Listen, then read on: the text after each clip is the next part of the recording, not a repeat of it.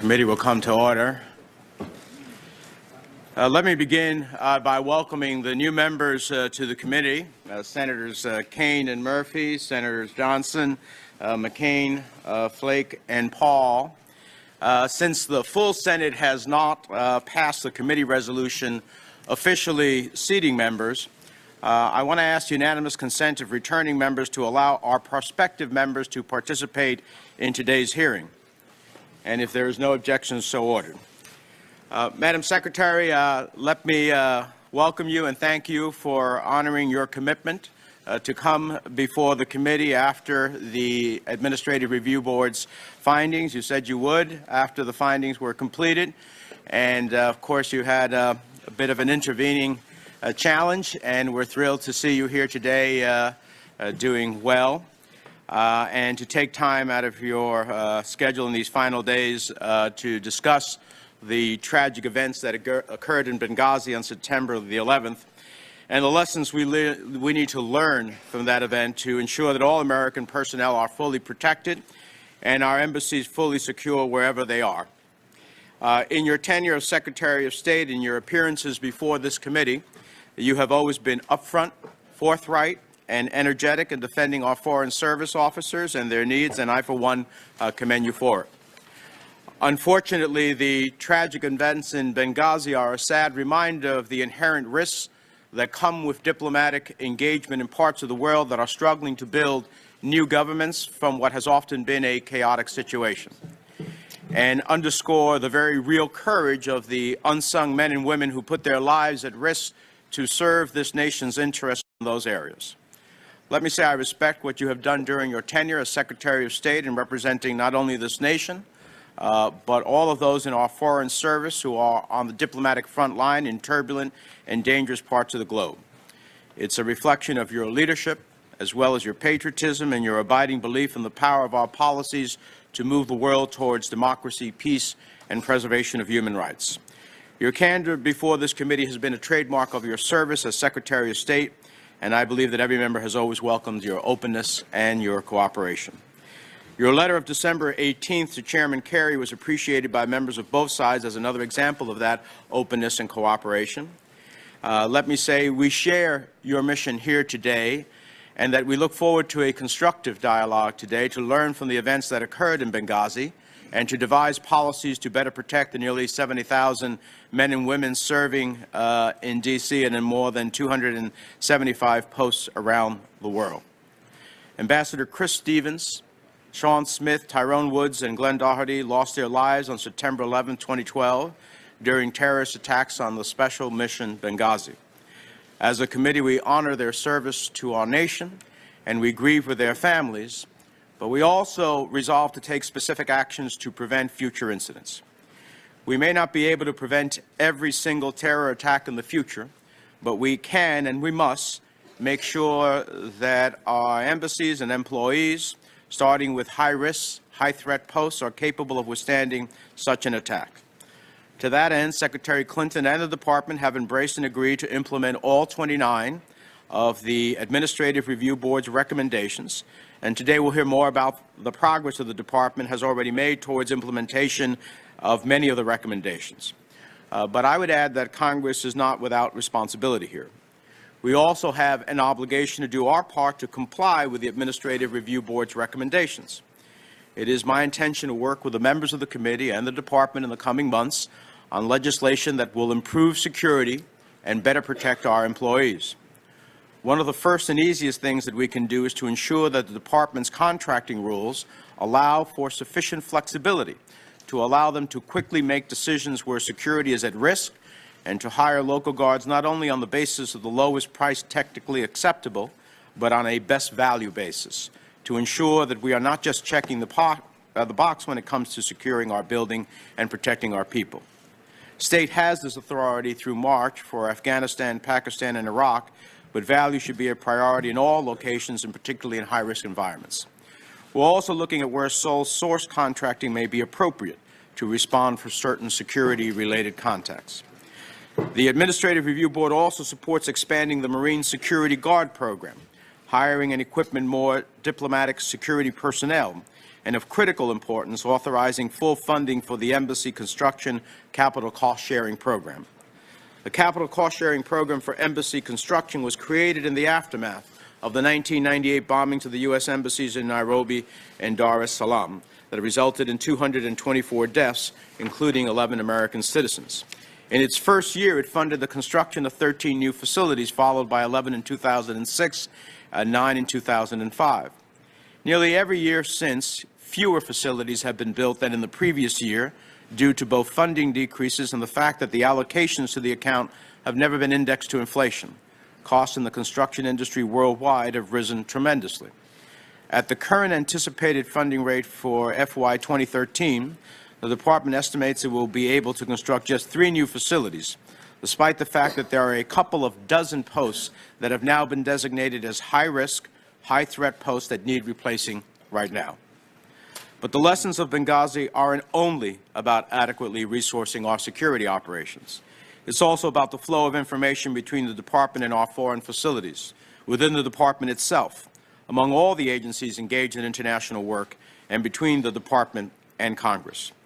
The Department should be assessing and regularly designating which posts it considers to be high threat and high risk, using that information to drive decisions about security and reporting to Congress on security conditions at these posts. The Administrative Review Board also makes clear that there were failures in Benghazi that resulted in an inadequate security posture, and that responsibility for these failures was shared by Washington, by the U.S. Embassy in Tripoli, and by the inexact and non-status designation of the special mission. This left unclear what the security requirements of the mission were, or should be, and left staff in the field with limited ability and resources to fix the situation. Clearly, that needs to change. There are 2 other crucial points made by the Administrative Review Board that I think deserve attention on a larger scale by members of this committee. First, the R placed emphasis on the growing challenge faced by all American officials operating overseas of how to remain active in high-threat environments, how to get out beyond the fortified walls of our facilities to conduct the direct local interaction required for effective diplomacy.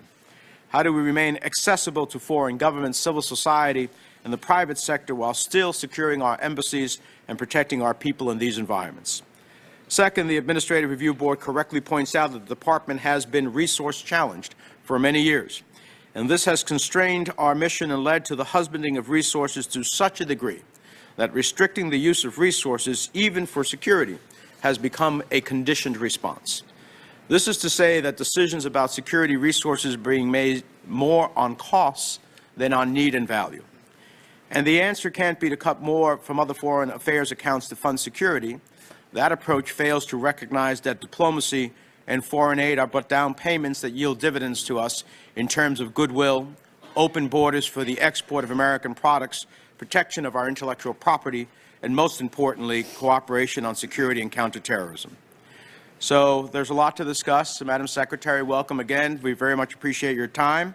On a personal note, since this is likely to be your last hearing before this committee, and your leadership will be missed, I know I speak for many when I say that you've been an outstanding Secretary of State, an exemplary representative of American foreign policy and American values and interests to every leader around the world. You have changed the face of America abroad and extended the hospitable reach of our nation to ordinary citizens in addition to world leaders. During your tenure, you've steered us through economic crisis in Europe, changing relations with Asia, regime change in the Arab world, a momentous transition in Libya, and a trend towards global strength based on economics rather than arms. I personally appreciate the fact that you've used your office to aggressively implement sanctions against Iran. In addition to these priorities on nearly every trip of which you have, I think, the most traveled secretary in history, you also supported, met with, and provided a voice to those individuals that don't live in the limelight: women, children, the LGBT community, and religious minorities. You made a real difference in the personal lives of so many people, and for that you have the thanks of a grateful nation. I know you will not go gently from the world stage, and I look forward to working closely with you in the future. We thank you for your service here in the Senate and as Secretary of State. We welcome you back anytime to talk about the issues of the day, recognizing that You may not care to spend any more time in that chair than you already have, but we certainly appreciate your incredible service. With that, let me turn to my friend and colleague, the new ranking member of the committee, Senator Corcoran. Thank you, Mr. Chairman, and thank you for your comments and also for following through, as we've all discussed, to have this hearing today. I want to welcome the new committee members, and I know there'll be a time for us to talk a little bit about the committee going forward. In many ways, this is closing out business from before, but I thank you very much again for having this hearing and look forward to working with everybody on the committee. Madam Secretary, I want to thank you also. I know we've had a number of conversations over the last several weeks and actually over the last 4 years. And I want to thank you for coming in today and honoring the commitment that you made some time ago. I know you've had some health issues still undergoing, and yet you're here today and I think we all do respect the tremendous amount of hard work that you put forth over the last 4 years. You probably traveled more than any Secretary of State in history, and came at your job in the way we all thought you would, with hard work and diligence. And I know all of us appreciate the transparency with which you talk to all of us, and candidly irreverence from time to time, which is much appreciated. I do want to say that Benghazi, I think to all of us, represents a lot of different things. In some ways, the aftermath in particular of what we saw represents the very worst of Washington. And you know, the most bizarre briefing I think I ever attended was the briefing we had on September 20th, where the intelligence community said more than nothing, and it was a bizarre briefing at best. It happened in the middle of a political campaign, and obviously there was a lot of spin from the White House and a lot of comments made on both sides of the aisle, which heightened a lot of the focus on Benghazi. I think it also represented a sclerotic department that in many ways made decisions that weren't based on what was best for those in the field. I think it represented in many ways a denial of the world as it really is today. And I think after reading the ARB, it also represented to me a committee that has never done its work, or at least in the 6 years that I've been here, has never done the kind of oversight that this committee ought to do. But I think it also represents an awakening. I know that you have known this, and I know especially many of the members on this committee have known this, but the spiking of the ball and the thinking that when Osama bin Laden was gone, that was the end of al-Qaeda, we know nothing could be further from the truth. And the Arab Spring has actually ushered in a time where al-Qaeda is on the rise. The world in many ways is even more dangerous, as we lack a central command and instead have these nodes that are scattered throughout North Africa and other places. And I think this creates an opportunity for us to develop a policy that really addresses the world as it really is today. And then thirdly, Madam Secretary, I know that it was a great personal loss to you that Chris Stevens died in the way that he did, and his 3 colleagues died in the way that they did. I know that you know I was on the ground in Libya immediately after this, and I know you've experienced this, and some of the other members of the committee have, but to look at the faces of those on the ground in Libya in a state of shock, people that we sent there doing expeditionary diplomacy, who felt like they were on a tether and candidly did not have the support from Washington that they needed to do the things that they needed to do. So I think this is an opportunity for us to examine the systemic failures. I know that you're going to be, as per our conversation last night, as transparent as you have always been. I think this is a great opportunity for the incoming Secretary to learn from what has happened. And I know that many times political appointees have great difficulties with the bureaucracy that exists within a department, where sometimes people feel they can wait you out until the next person comes along. So I think this is an opportunity for us to look at those failures. I think it's an opportunity for us also as a committee, but also as a country, to develop a foreign policy that reflects, again, the dynamics of the region as they really are today. And then lastly, I think this is an opportunity for this committee to finally do the work that it should have been doing for years. When you read the ARB report and you realize that we have never done an authorization of the State Department in the 6 years that I've been here, we've never looked at how foreign aid has been spent. We've never done a top-to-bottom review. I know that it's something that people like you who come to this position look at as something that is healthy and can be done in partnership. I know there was some mention of cost, and I was really disappointed with the ARB when the first thing that came out of the mouths of two people that I respect was money, money, money.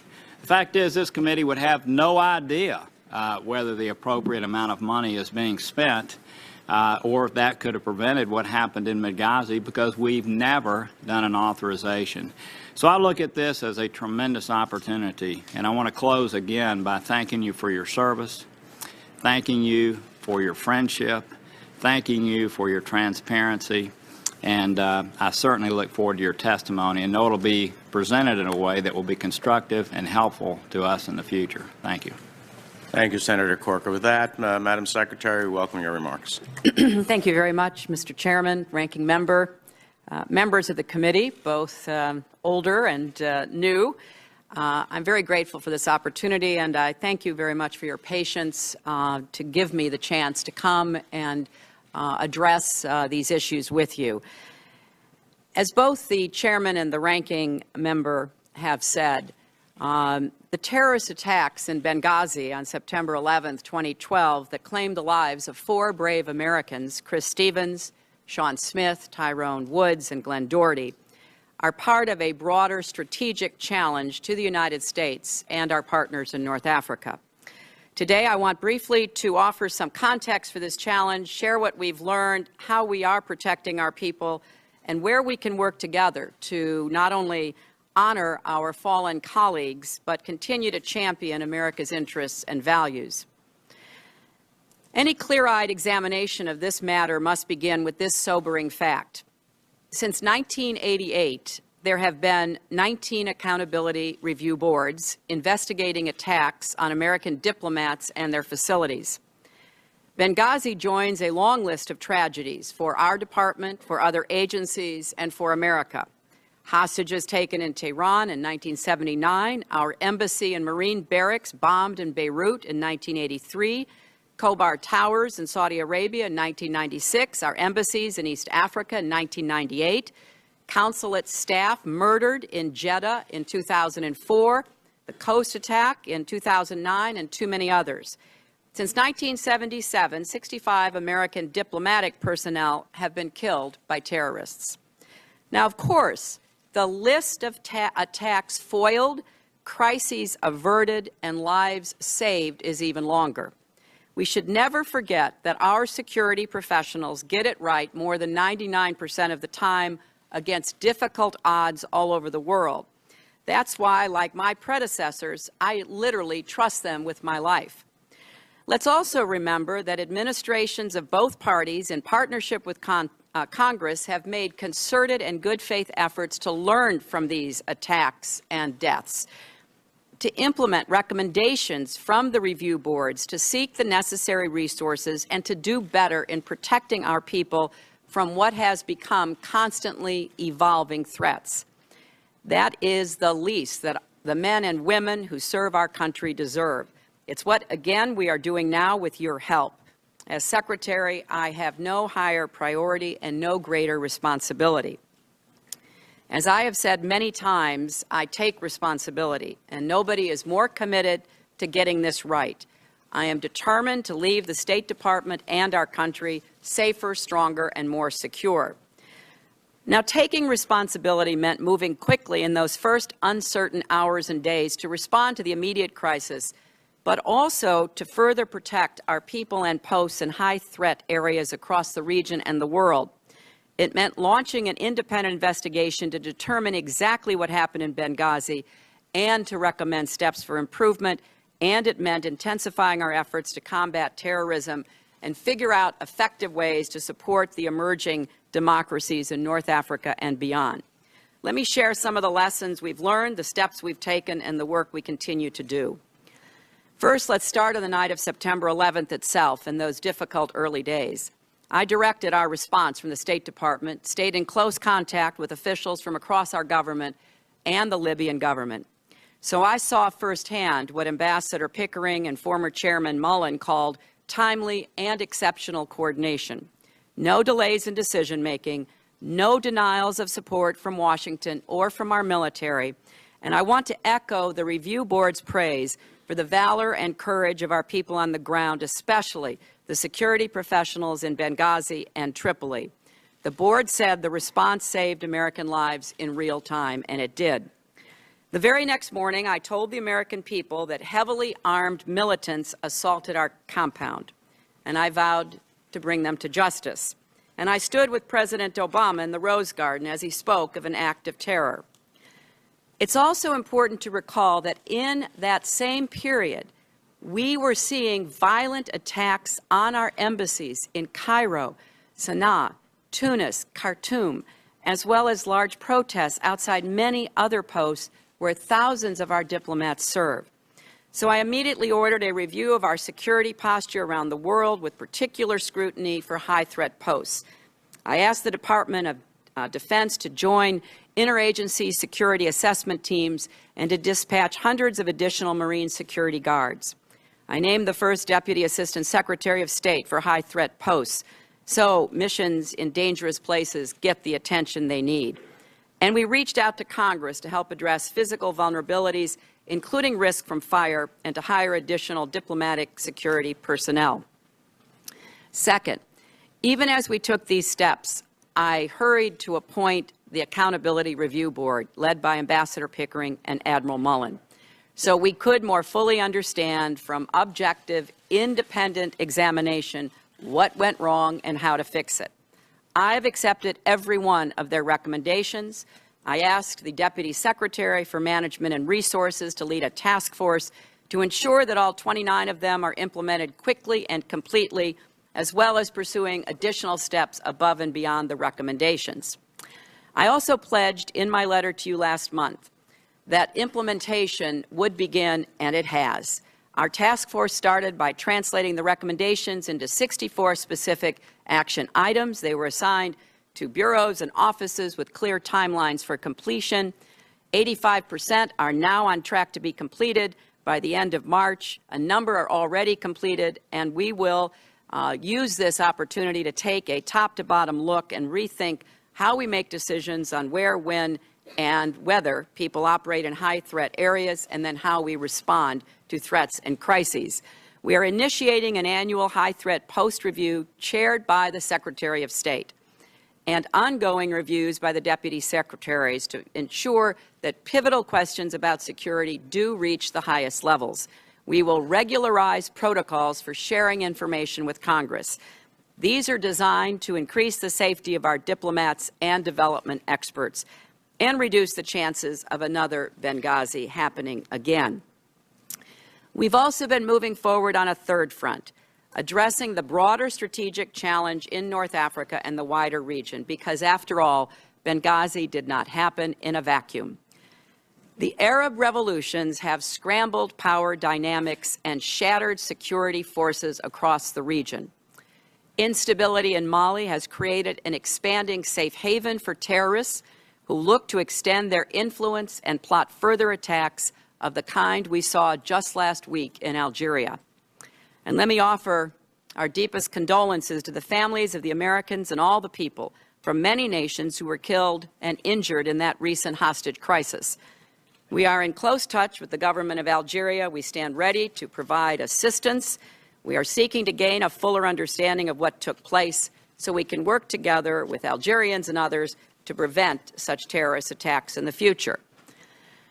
Concerns about terrorism and instability in North Africa are, of course, not new. They have been a top priority for the entire administration's national security team.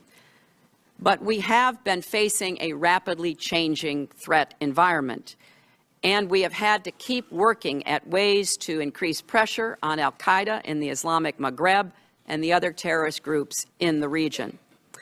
In the first hours and days, I conferred with leaders, the President of Libya, foreign ministers of Tunisia and Morocco, And then I had a series of meetings at the United Nations General Assembly where there was a special meeting focused on Mali and the Sahel.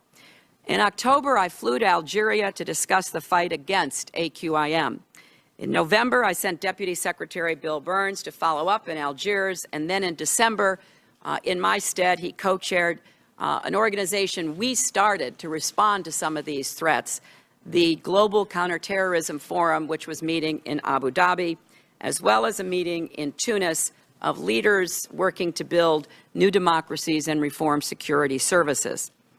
We have focused on targeting al-Qaeda's syndicate of terror, closing safe havens, cutting off finances, countering extremist ideology, slowing the flow of new recruits.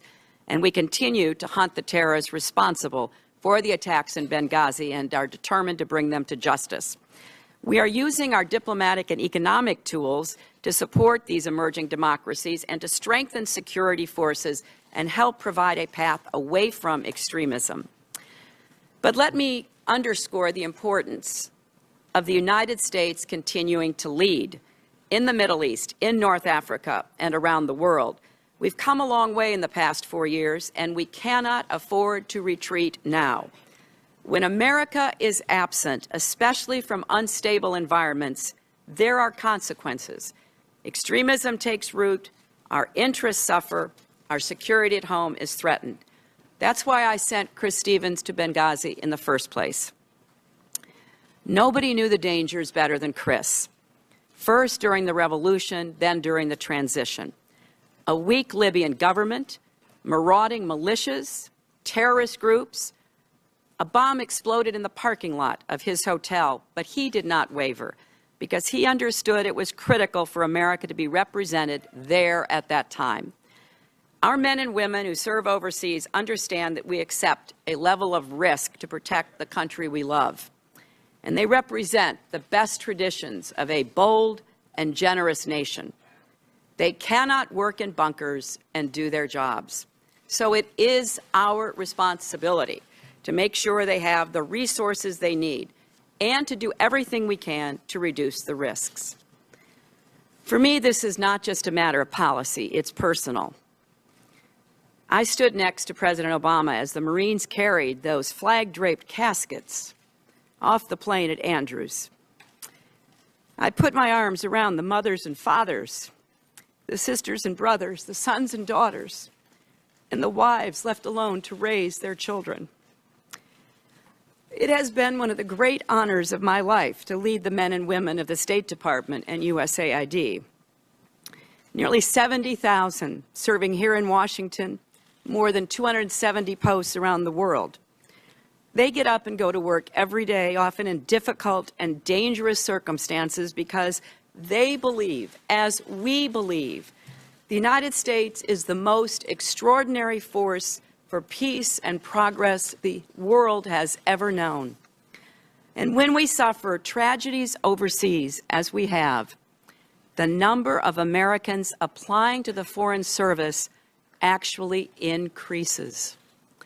That tells us everything we need to know about what kind of patriots I'm talking about. They do ask what they can do for their country, and America is stronger for it.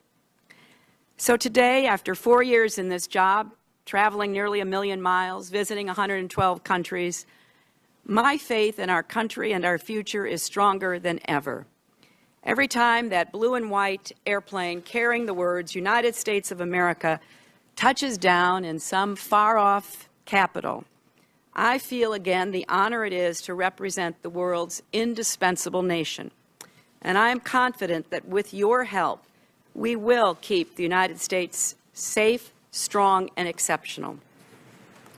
So I want to thank this committee for your partnership and your support of diplomats and development experts. You know the importance of the work they do day in and day out. You know that America's values and vital national security interests are at stake. And I appreciate what Ranking Member Corker just said. It is absolutely critical that this committee and the State Department, with your new Secretary and former Chairman, work together to really understand and address the resources, support, and changes that are needed to face what are increasingly complex threats. I know you share my sense of responsibility and urgency, and while we may not agree on everything, let's stay focused on what really matters, protecting our people and the country we love. And thank you for the support you personally have given to me over the last 4 years.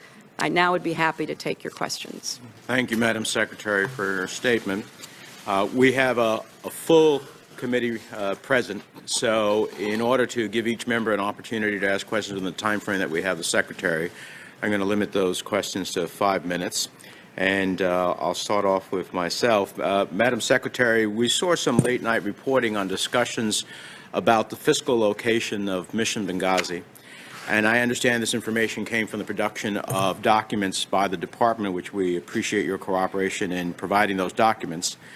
My understanding is that the location of Mission Benghazi was an ongoing one, and that the ultimate conclusion of Ambassador Stevens was that we needed to be in Benghazi, the cradle of the Libyan revolution, and that while he was continuously reviewing other location options, that it was his conclusion, as well as that of security personnel in the department, that the current mission site was the best choice, despite a higher price tag because it was more secure than returning to the hotel where there had been a bomb and bomb threats, or moving closer to the annex because it was closer to the road. Can you give us your insights on the decision-making process regarding the location of the mission? And as part of that, can you also, in your response, you touched upon it in your opening statement, but what actions were you and your staff taking the night of September 11th and into September the 12th? Well, first, you're right, Mr. Chairman, that there was an ongoing discussion. When Chris first landed in Benghazi, he stayed in a hotel along with other representatives of different nations. There were attacks in the vicinity, including in the parking lot of the hotel. The decision was made to move. The compound was selected as being a much better location in terms of security than the alternatives. But there was an ongoing discussion between Chris and others in the embassy in Tripoli, those going in and out of Benghazi, about how best to situate our post there. I did see some overnight reporting about a document. I'm not sure what it is, but I would observe that there were a lot of ongoing efforts because it was important that we were constantly asking what was the best place. As you said, in general, Chris was committed to not only being in Benghazi, but to the location. The professionals in Washington paid close attention to Chris's judgment based on his experience and his firsthand knowledge. And so we stayed. We continued to try to upgrade the facility that was attacked. Obviously, as the ARB has pointed out, there were inadequacies in the response, and those are the specific kinds of recommendations that we are currently implementing. Regarding what I was doing on September 11th, I was at the State Department all day and late into the night. During most of the day, prior to getting notice of the attack on our compound in Benghazi, we were very focused on our embassy in Cairo. That was under assault by a group of protesters. We were assessing the security of our embassy, which is, as those of you who have been there, certainly well defensed, but there were crowds that were intent upon trying to scale the wall, and we were in close communication with our team in Cairo. I was notified of the attack shortly after 4 p.m. Over the following hours, we were in continuous meetings and conversations, both within the department, with our team in Tripoli, with the interagency, and internationally. I instructed our senior department officials and our diplomatic security personnel to consider every option to just break down the doors of the Libyan officials to get as much security support as we possibly could to coordinate with them. I spoke to the National Security Advisor, Tom Donilon, several times. I briefed him on developments. I sought all possible support from the White House, which they quickly provided. Tom was my first call.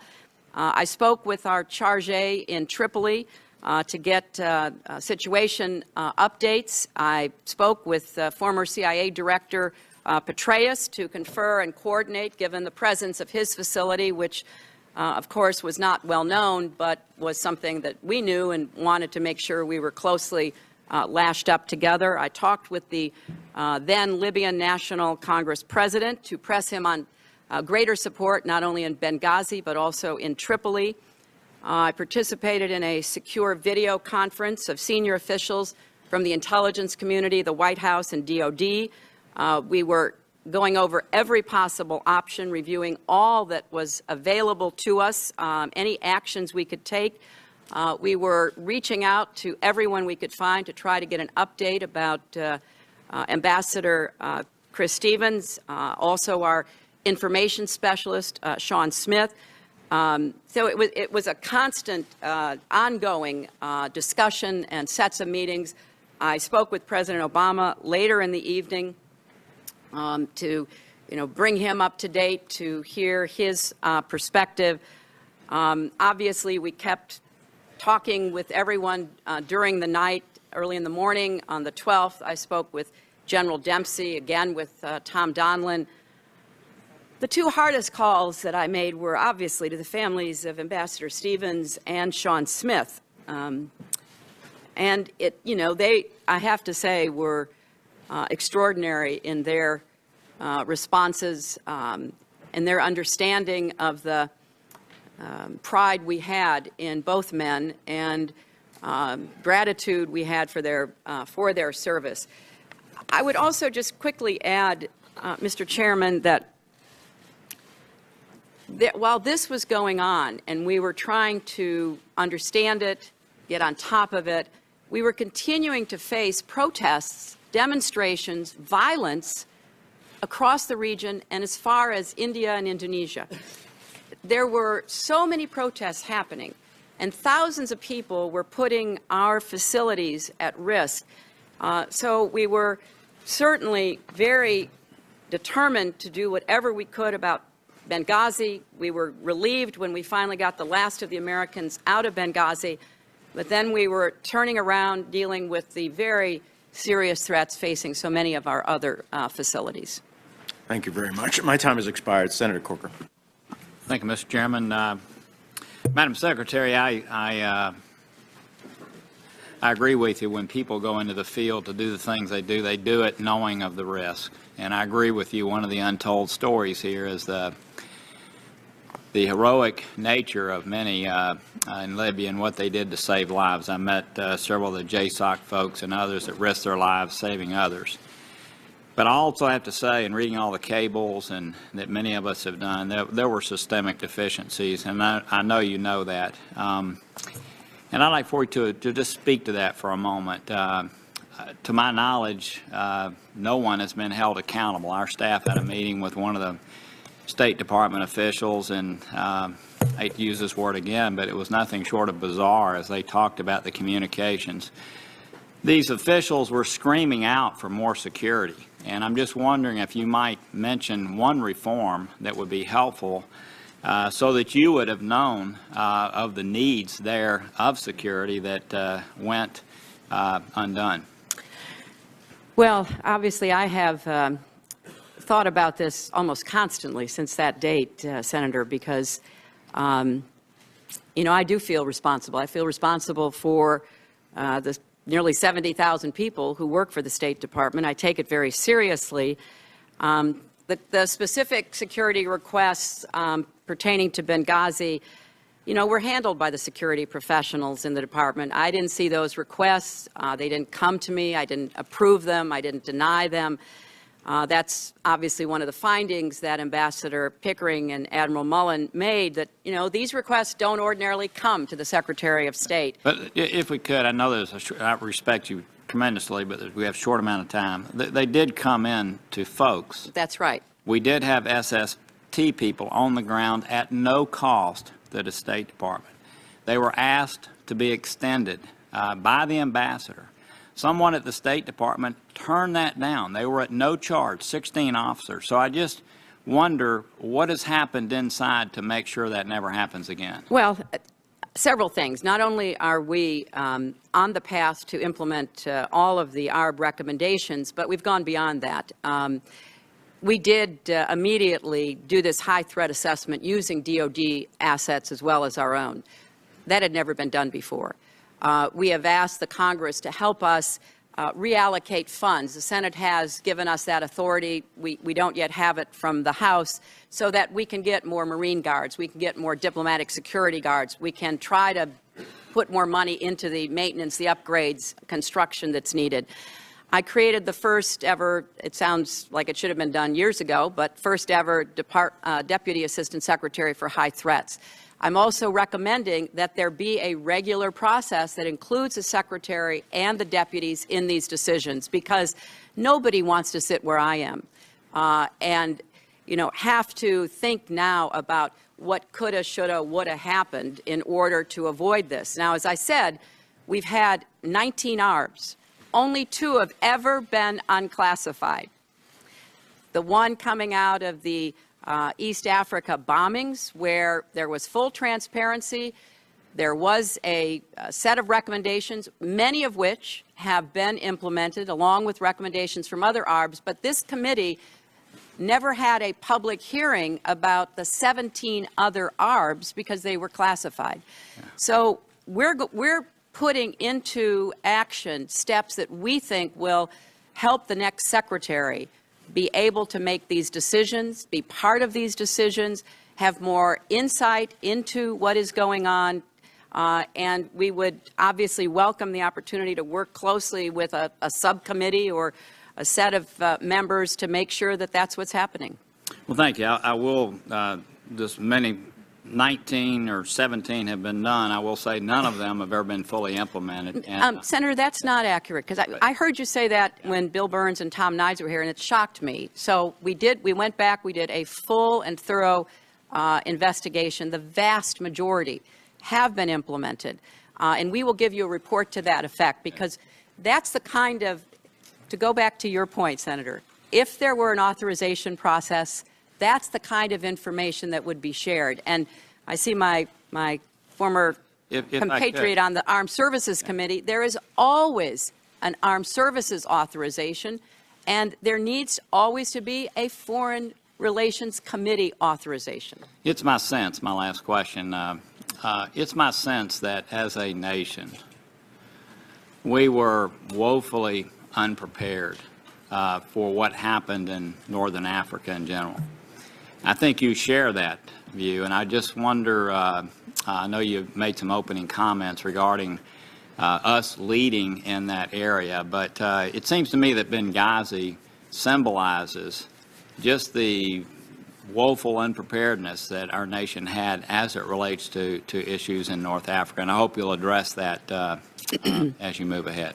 Well, Senator, let me just briefly address what is, I think, one of the key issues for this committee, for the administration, for our country.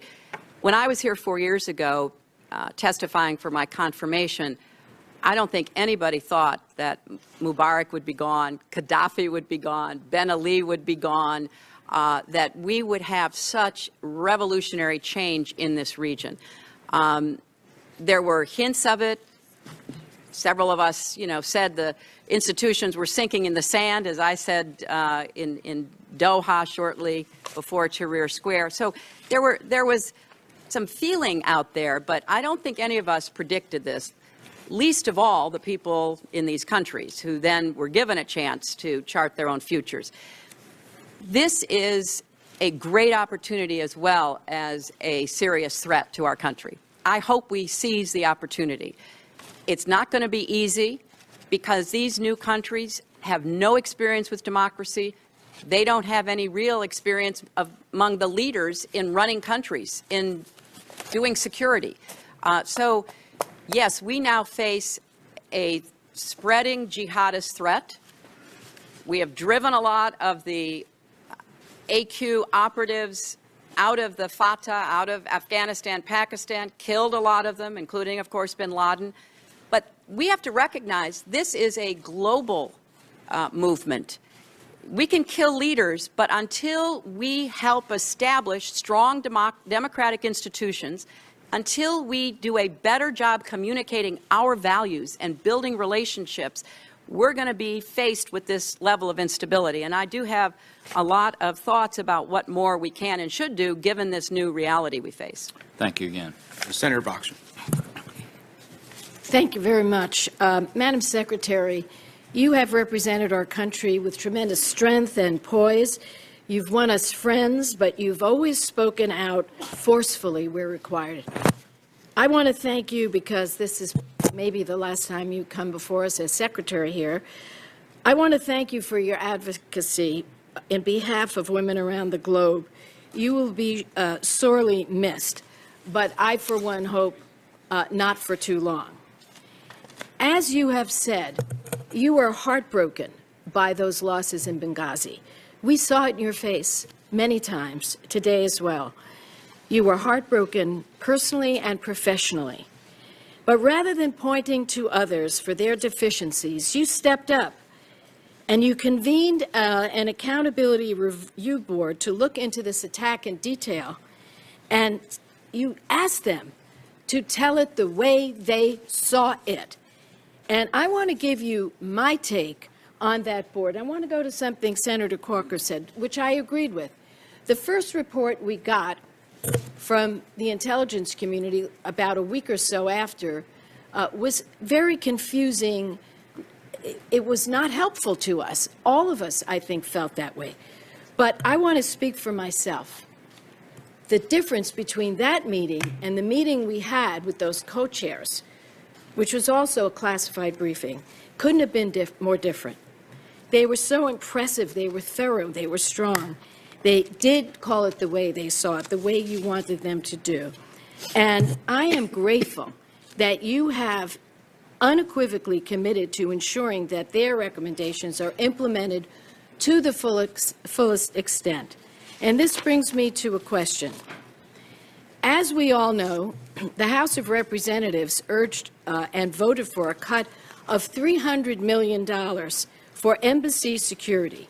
Now, maybe it's irrelevant for some here, but I have a message. It does cost money to pay for embassy security, or police on the beat, or military personnel, or police here at the Capitol that protect us, which we're very grateful for and we pay for. It does cost money. So to me, I was not disappointed to hear the co-chairs say, quote, Congress must do its part to meet this challenge and provide necessary resources to the State Department to address security risks and meet mission imperatives. Frankly, I think it's a no-brainer, and the fact that we would even have a problem with it, to me, doesn't make any sense. I hope we can work together to get the resources that we need for security, which brings me to a question about working more closely with the DOD. And here it is. Have you already engaged with DOD to provide additional Marines at U.S. facilities to fulfill the ARB's recommendation that state and DOD work together to provide more capabilities and capacities at higher risk posts? And before you answer that, could you maybe address the issue in Mali right now? When you look at Mali, you see a government that is weak. They don't have the best security. Are we working on that post? Well, Senator, thank you. You've raised a lot of very important issues. I'll try to be as quick as I can in responding to them. Let me start with the budget, because this is a bipartisan issue. Since 2007, the Department has consistently requested greater funding for embassy construction and diplomatic security. With the exception of 2010, Congress has consistently enacted less than requested. Most notably, in 2012, the Department received $340 million less than requested, close to 10% less than the request. And then over the last 2 years, cuts to embassy construction, security, and maintenance budgets were almost 10% off as well. Now, the ARB, as you said, has recommended an increase in facilities funding to $2.2 billion per year to restore the construction levels called for in the 1998 ARB report, the only other one that was ever public. And I would go back to something the chairman said, because this was a point made in the ARB. Consistent shortfalls have required the department to prioritize available funding out of security accounts.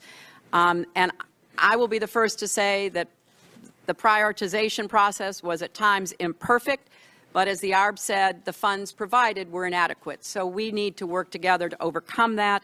We are asking for funding for more Marine security guards, for refilling the capital account so that we can begin to do the kind of upgrades and construction that's needed.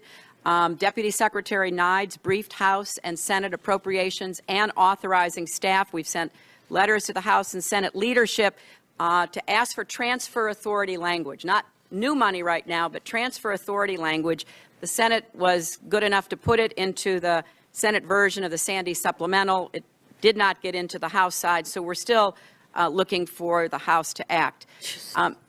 With respect to Mali, Senator, there was a country that had been making progress on its democracy. Unfortunately, it suffered a military coup by low-ranking military officers, which threw it into a state of instability. With the Tuaregs, who, as you know, some groups of, as well as other groups, had been in the employ of Gaddafi for years. He used them as mercenaries. With his fall, they came out of Libya, bringing huge amounts of weapons from the enormous stores of weapons that Gaddafi had that insurgents liberated, as well as others. And they came into northern Mali. At the same time, there was a move by al-Qaeda in the Maghreb to establish a base in northern Mali. We have been working to try to upgrade security around northern Mali among a number of the countries. Algeria is the only one with any real ability to do that. Most of these countries don't have the capacity to do that.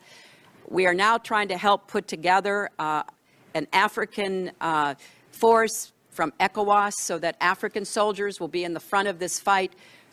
The Malians asked the French to come in. Obviously, France is one of our oldest allies. We are trying to provide support to them.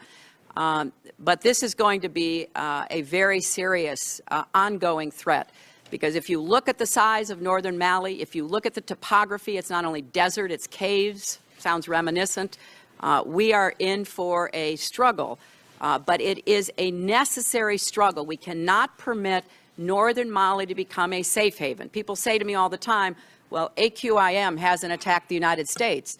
Well, before 9/11/2001, we hadn't been attacked on our homeland since, I guess, the War of 1812 and Pearl Harbor. So you can't say, well, because they haven't done something, they're not going to do it.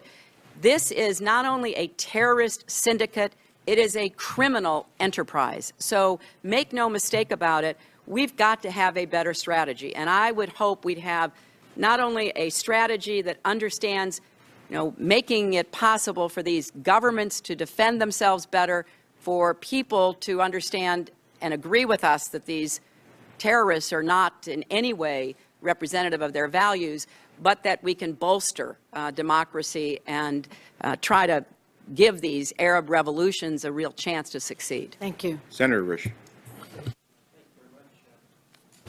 Madam Secretary, thank you for your service, and thank you for the kindness you've shown this committee over the time you've been there. I particularly appreciate you facilitating the meetings with us at the State Department with yourself when we've had issues. Moving to the issues at hand, this morning the national media is reporting that some of the, or a number of the attackers in Algeria are people who participated in the attack in Benghazi. Can you confirm that for us this morning? Senator, I cannot confirm it. I can give you the background that I was able to obtain. This information is coming from the Algerian government related to their questioning of certain of the terrorists that they took alive.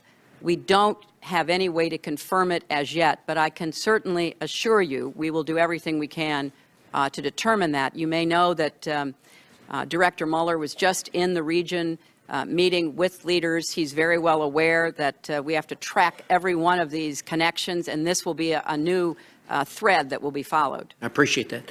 Only one person has been arrested regarding the attack on Benghazi and was then released. Can you tell us whether he was one of the people that participated in the Algerian attack? We have no information to that effect. I think you're referring to the Tunisian Harzi who appeared in a Tunisian court. Upon his release, I called the Tunisian Prime Minister. A few days later, Director Mueller met with the Tunisian Prime Minister. We have been assured that he is under the monitoring of the court. He was released because at that time, and Director Mueller and I spoke about this at some length, there was not an ability for evidence to be presented yet that was capable of being presented in an open court. But the Tunisians have assured us that they are keeping an eye on him. I have no reason to believe he is not still in Tunis, but we're checking that all the time. Thank you. You just testified in your prepared remarks that you said, quote, the very next morning, which would have been Wednesday morning, I told the American people that, quote, heavily armed militants assaulted our compound and vowed to bring them to justice. I'm assuming that you had rock-solid evidence to make such a bold statement at that time. Well, we had 4 dead people, and we had several injured, one seriously, who's still in Walter Reed. And although we did not have the chance yet to meet with any of our returnees, our team in Tripoli had received them, gotten medical care for them, and had sent them on. So we knew that clearly there was an attack, a heavily armed attack. Who these people were, where they came from, why they did it, that was still to be determined. I think you probably know where I'm going with this. The next sentence is, and I stood with President Obama as he spoke of an act of terror. Right. And of course, there's been a lot of debate as to the context that the word terror was used in. But be that as it may, I want to move to the next Sunday morning when Ambassador Rice went to the Sunday morning talk shows. And I think we all realize this happened at a politically charged time here in the country as we approached an election. Notwithstanding that, the American people are still entitled to be told the truth about these. Did you select Ambassador Rice to deliver the message to the American people? No, I did not, Senator, and let me take this opportunity to address this, because obviously, even though I haven't had a chance to testify, I certainly have seen the resulting debate and concerns about this. You're right. It was a terrorist attack. I called it an attack by heavily armed militants. Well done. And, you know, that is clearly what happened. We know that. But second, the harder question is, what caused it, and that we didn't know. We didn't know who the attackers were, what their motives were. Third, as the ARB makes clear after their months of research, the picture remains still somewhat complicated. And I say that because in the unclassified ARB, it is, I quote, key questions surrounding the identity, actions, and motivations of the perpetrators remain to be determined. I recommend that all members and staff read the classified version of the ARB, which goes into greater detail. I obviously can't speak to it, but it does go into greater detail because there were a variety of potential causes and triggers for this attack. There's evidence that the attacks were deliberate, opportunistic, and pre-coordinated, but not necessarily indicative of extensive planning. And fourth, Senator, I would say that I personally was not focused on talking points. I was focused on keeping our people safe because, as I said, I have a very serious threat environment in Yemen.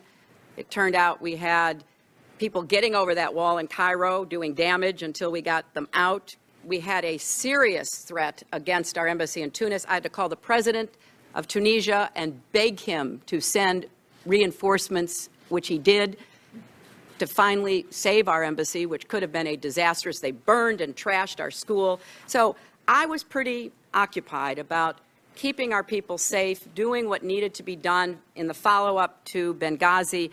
I really don't think anybody in the administration was really focused on that so much as trying to figure out, what we should be doing. And, I wasn't involved in the talking points process. As I understand it, as I've been told, it was a typical interagency process where staff, including from the State Department, all participated to try to come up with whatever was going to be made publicly available. And it was an intelligence product, and it's my understanding that the intelligence community is working with appropriate committees to kind of explain the whole process. Well, thank you. I had some follow-up questions to that, but my time is up. But I gather you still stand by the statement you made less than 24 hours that heavily armed militants assaulted our compound and that you vowed to bring them to justice. You still stand by that. Absolutely. Thank you. Senator Cardin. Thank you, Mr. Chairman. Secretary Clinton, first, congratulations, and thank you for your extraordinary service to our country during these past 4 years as Secretary of State. I believe the world is safer today because America is better understood around the world. And you have been instrumental in integrating diplomacy in our national security agenda. And I thank you for that, because I do think it has paid off in heavy dividends for the American people. I particularly want to acknowledge your leadership in advancing basic rights. Senator Boxer already acknowledged the gender equity issues that you have taken international leadership on. I also want to thank you for your help in dealing with corruption, particularly with transparency in the extractive industries and the progress that we've made in that regard. Benghazi was a tragedy. We've all acknowledged that, the loss of American life. And we've also acknowledged the bravery of those people on the ground. They did extraordinary service and saved lives. And that's what they're trained to do, and we want to make sure that we acknowledge that. Also, let me just point out that you have been very open with the committee. We had a hearing on December 20th with your deputies, and they provided all the information, and you're here today, and we thank you very much for that. I want to follow up on one area of Northern Africa. You point out the risk factors that we currently have in Northern Africa. Algeria is a reminder of the global security concerns. We do not know, as Senator Risch pointed out, the individuals who may have been involved in Libya may have been involved in Algeria. We don't know that, but we do know there's reports from the United Nations and others that weapons have gotten from Libya into Algeria, which points out our need as we look at transitions occurring in that region.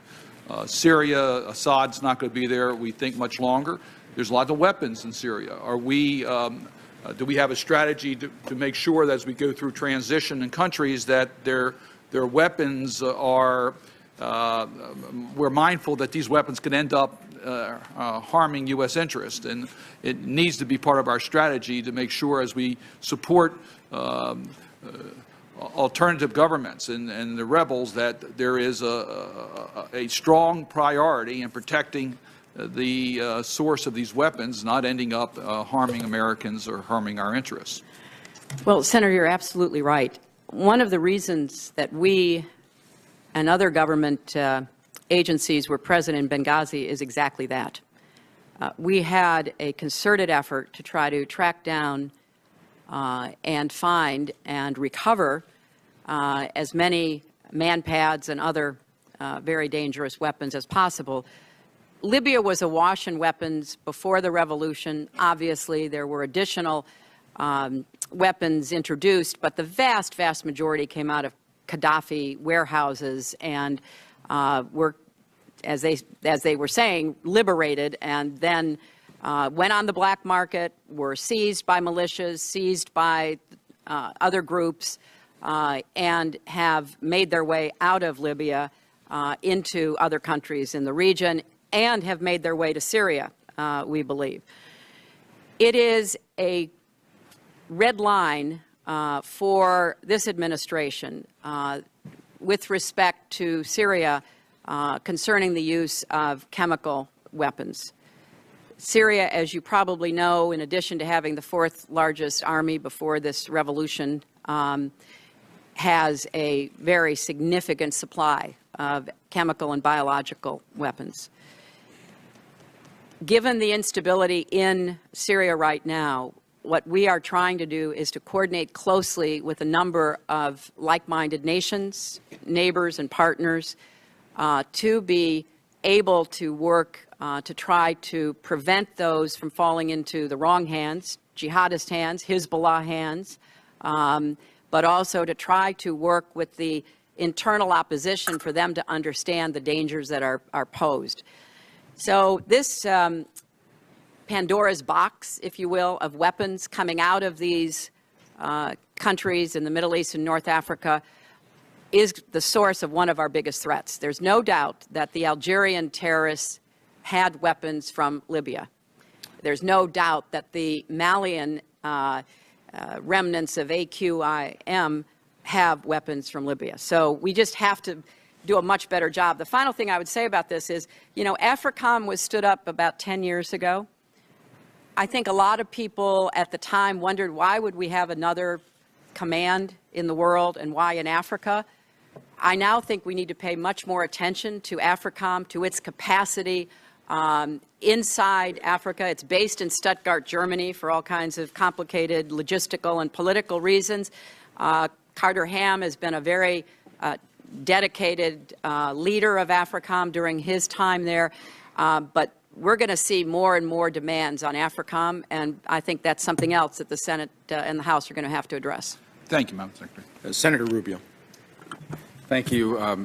Madam Secretary, I know we all wish that this had never happened, so this hearing would never have had to happen, but it's good. We're glad to see you here and wish you all the best. And secondarily, I want to share the sentiments of my other colleagues of tremendous respect for the hard work and service that you've put in on behalf of our country, both as a member of this chamber and then obviously now in the role that you have. One of the things that I'm most interested in exploring with you today a little bit is how information flows within the State Department, and in particular in hindsight, looking forward, how we can prevent some of this happening. And so I was curious about a number of things.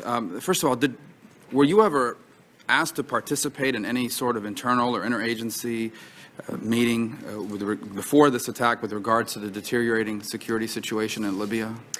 Well, Senator, you know, again, I appreciate your kind words, you know, and I reiterate my taking responsibility. And as I have already said, with specific security requests, they didn't come to me. I had no knowledge of them.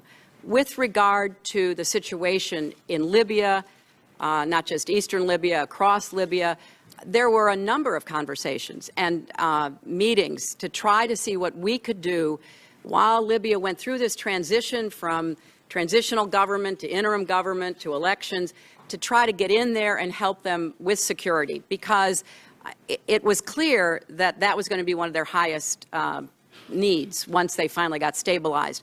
So, you know, there were a number of meetings, and I personally, you know, I went to Libya in October of 2011. I spoke with the then leadership. I met with them in international settings. We sent teams out, both civilian and military experts, to try to help them.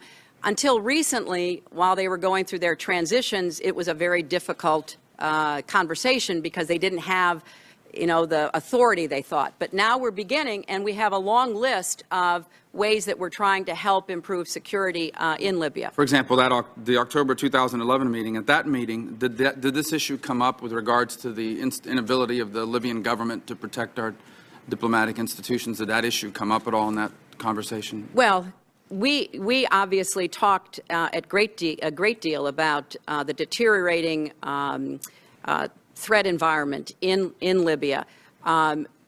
One of the reasons we had our own people on the ground and why we were looking to try to figure out how to better protect Benghazi and how to have understandings with those in the annex is because it's a host country responsibility, but you know, they were not in a position to do what we would expect from an organized country. But they did have the militias, and the February 17th Brigade had proven to be responsive in the past, prior to 9/11. Other militias in Tripoli had proven to be responsive. You know, when I landed in Tripoli, I was met by the Zintan militia. That was the welcome I had. All these guys dressed completely in black, holding their automatic weapons. That was my welcoming party. So we knew that we were piecing together what a host nation was not yet able to do. Right. And then there was another meeting on March 2012. So just to be clear, in October 2011, then again in March of 2012, I believe that was here with the Prime Minister. And neither one of these meetings was there a specific conversation between you and them with regards to concerns that we had, that not just the deteriorating security situation, but the inability of them as a host country to meet their obligations to provide security. Of course. Of course. There was a conversation. Oh, absolutely. I mean, this was a constant conversation, Senator. And what I found with the Libyans was willingness, but not capacity. You know, in Tunisia, as I told you, they had capacity, but I had to call and just tell them we had to get that capacity out there because, you know, they're still trying to figure out how to be a state without being a security state.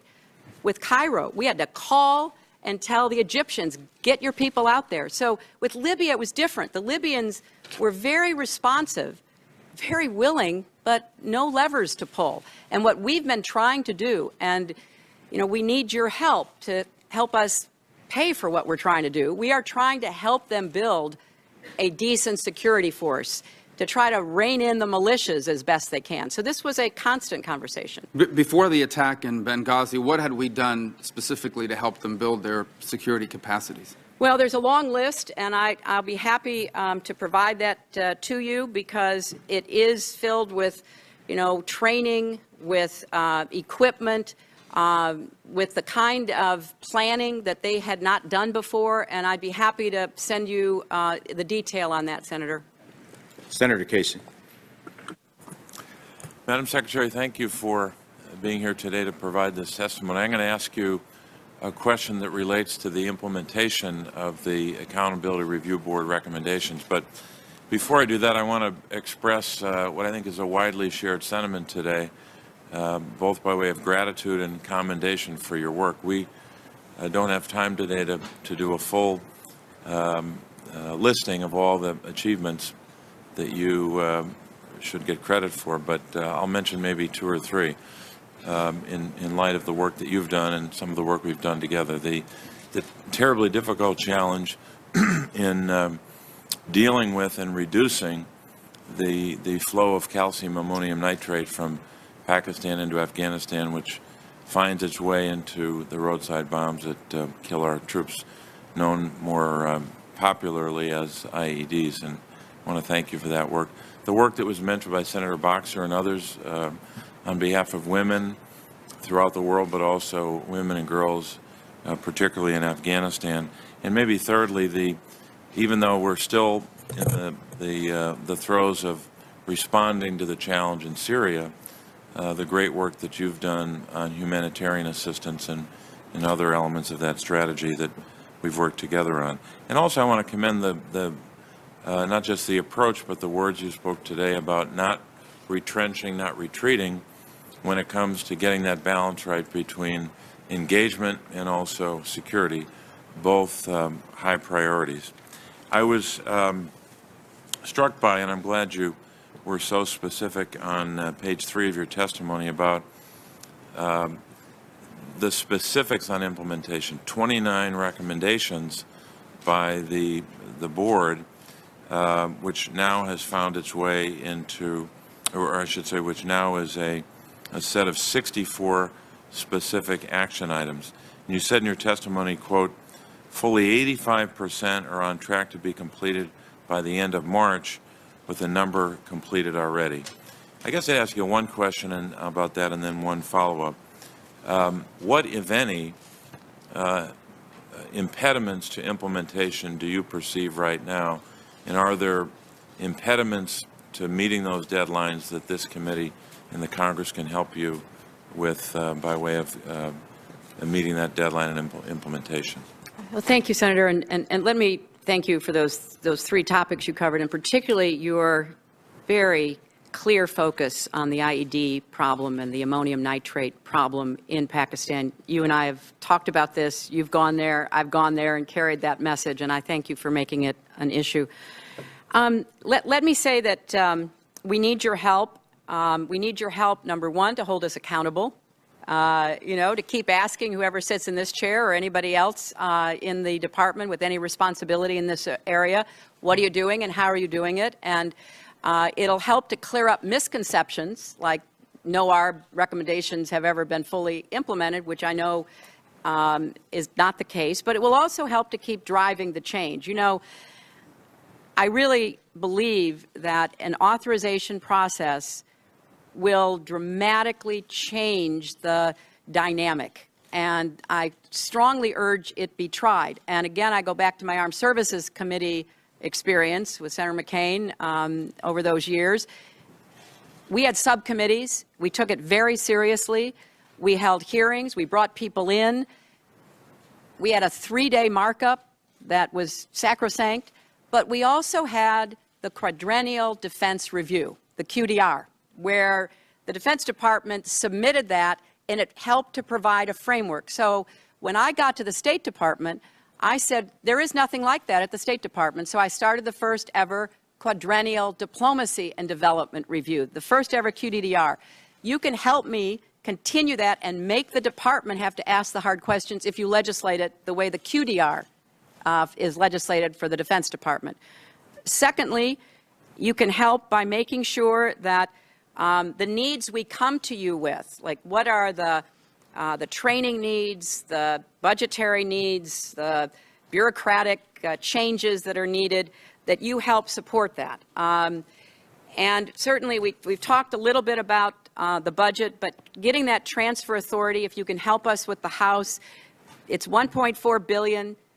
Marine Security Guard detachment, $553 million. We've been closely coordinating with DOD. Historically, Marine Security Guards do not do personal security. They only do protection of classified materials. So we're working through what the Guards will do and how we can use more of them. Secondly, more diplomatic security personnel, $130 million. That would fund an additional 155 DS personnel and related equipment. And then facility construction and upgrades, $736 million. We're going to have periodic reviews by these teams I started, the Defense, State, Interagency Security Assessment Teams. We're going to start a high-threat post review by the Secretary, which had not happened before. We're going to strengthen the mutual security agreements between the State Department and other government agencies when they are not co-located. We had a very good relationship with the annex in Benghazi. We helped them. They helped us.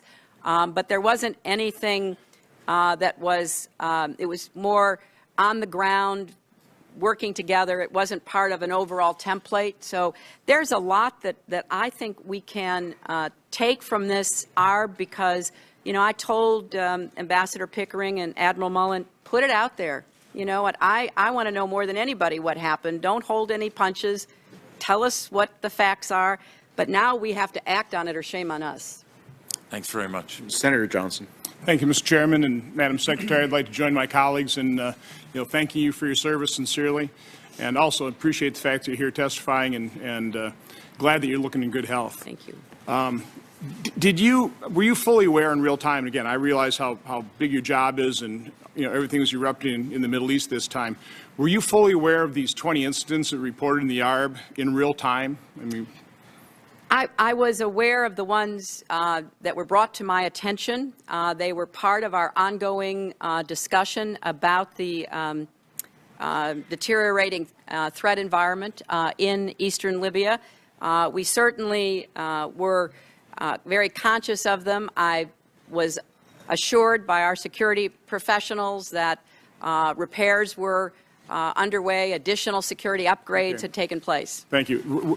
Did you see personally the cable on, I believe it was August 12th, specifically asking for basically reinforcements for the security detail that was going to be evacuating or leaving in August? Did you see that personally? No, sir. Okay.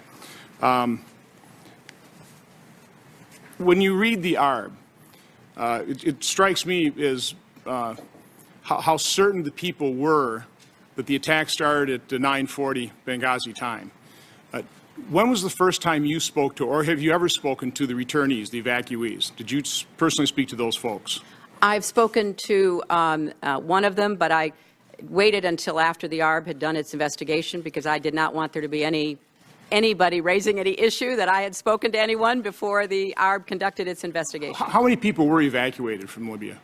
Well, the numbers are a little bit hard to pin down because of our other friends, approximately 25 to 30. Did anybody in the State Department talk to those folks very shortly afterwards? There was discussion going on afterwards, but once the investigation started, the FBI spoke to them before we spoke to them. And so other than our people in Tripoli, which I think you're talking about Washington, right? Yeah, the point I'm making is a very simple phone call to these individuals I think would have ascertained immediately that there was no protest prior to this. I mean, this attack started at 9:40 p.m. Benghazi time, and it was an assault. And I appreciate the fact that you called it an assault.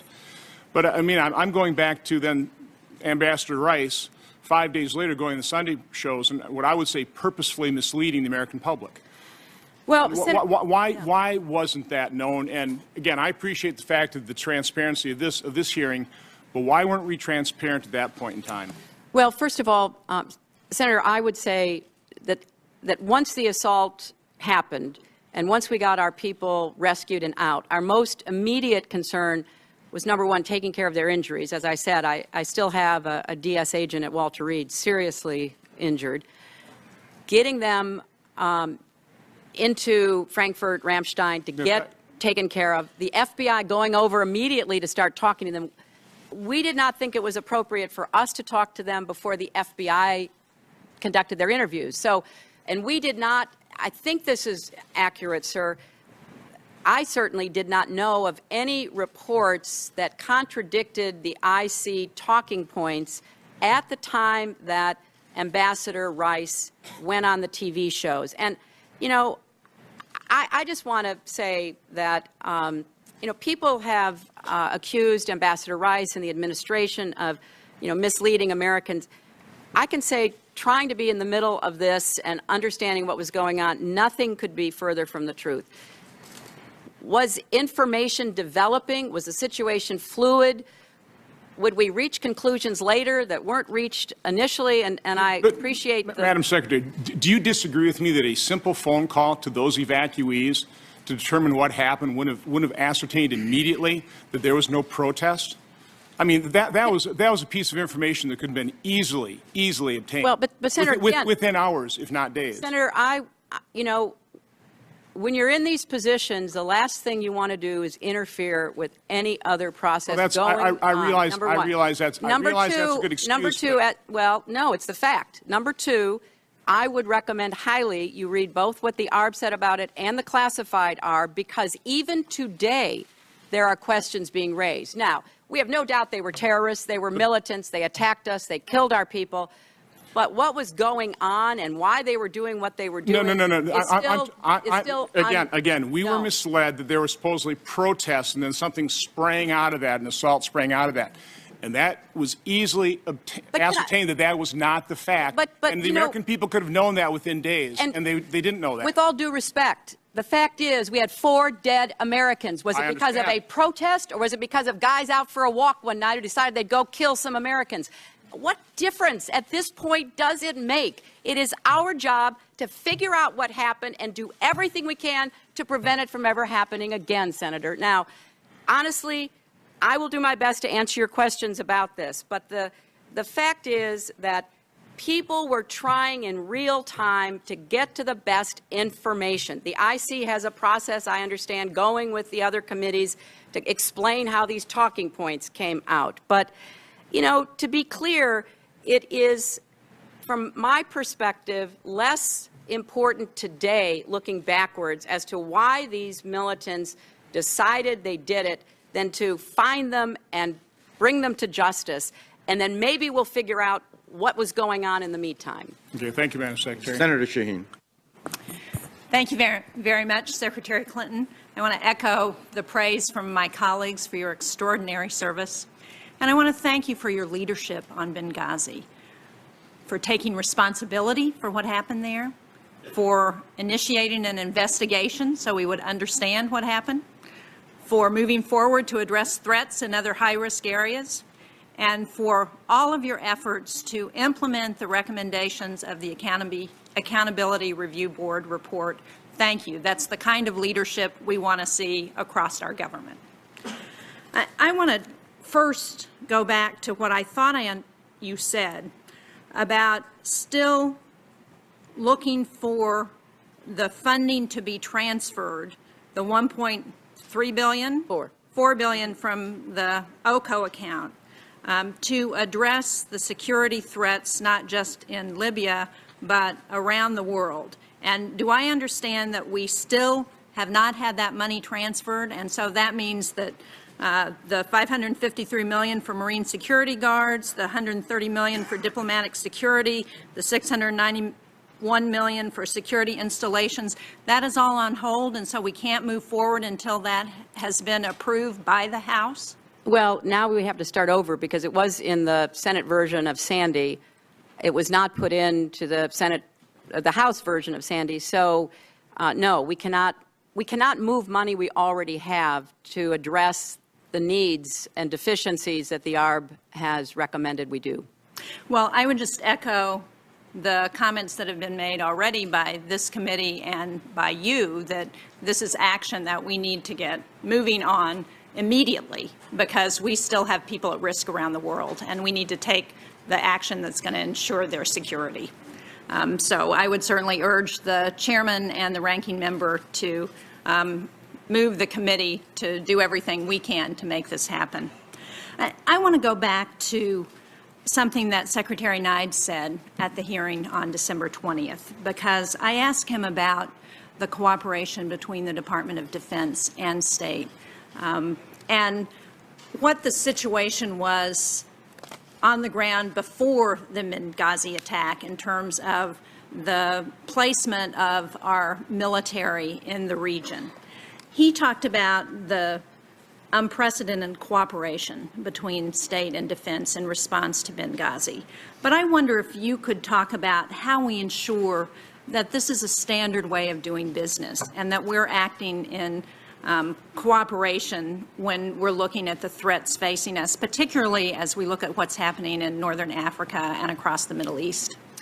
Well, Senator, that's a really important and timely question because certainly our cooperation around this crisis was exemplary. You know, the President told the Secretary and the Chairman to do everything they possibly could to spare no effort or resource. And we had a very good interagency response, as the ARB found. But the fact is, we have to look closely now at what more State and DOD can do together to prepare for contingencies such as this. And I think it's a challenge that needs to be taken up because in Iraq and now in Afghanistan, our diplomats and our military work closely together. But as we saw in Iraq, when the military left, you know, that was putting a lot of burdens on our civilians in Iraq that are very difficult for us to be able to address because we relied on our DOD colleagues for so much. Similarly, as we're starting to look at the drawdown in Afghanistan, what kind of civilian presence are we going to be able to leave there? And what can DOD do to help us to try to determine what that can and should be?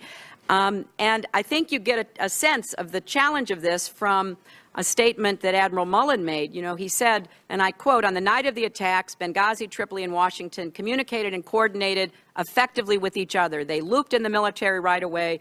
The interagency response was timely and appropriate, but there was simply not enough time for U.S. military forces to have made a difference. Having said that," Admiral Mullen goes on, "it is not reasonable nor feasible to tether U.S. forces at the ready to respond to protect every high-risk post in the world."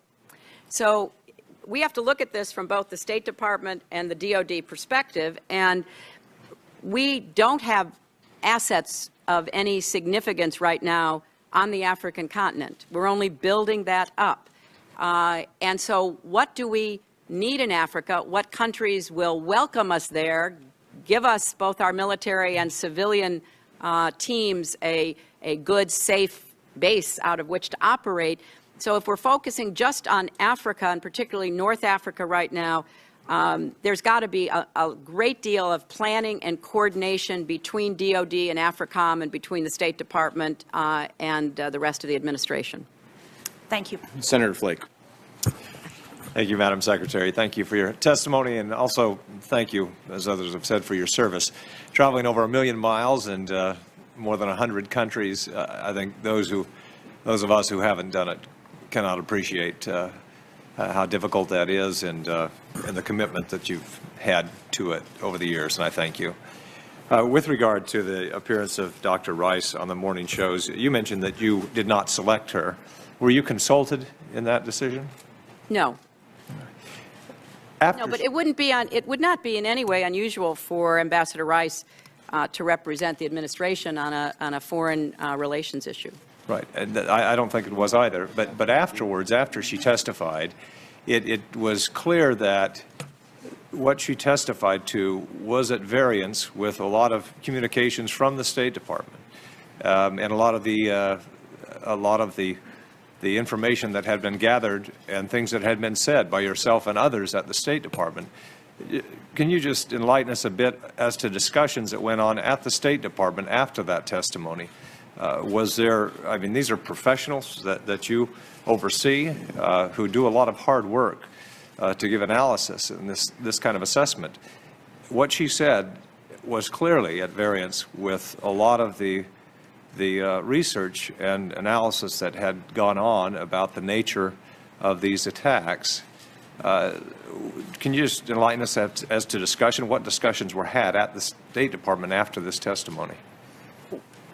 Well, I don't think I cannot speak to any conversation I specifically had because the conversations were ongoing before and after Ambassador Rice's appearance on the Sunday talk shows. And we did not conclude, finally, that there were no protests at all until days after the attack. So maybe it was an abundance of caution. Maybe it was trying to make sure we didn't step on anybody's toes while we were gathering information. Maybe it was because the IC was still looking at all of their sources and having different threads coming in. But, you know, as the ARB said, even today, the motivations, the actions before they went onto the compound, all of that is still not nailed down. So I think we were trying very hard to provide information. Maybe one of the lessons learned here is, you know, just withhold. Don't say what you don't know for sure until it's finally decided. But that's not part of who we are as Americans and as public officials. We get out there, we say, here's what we think happened. It's subject to change. And so I think we all wish that nobody had ever in any way raised doubts, but certainly Ambassador Rice and all the other administration officials were speaking off of what had been determined were the most acceptable talking points.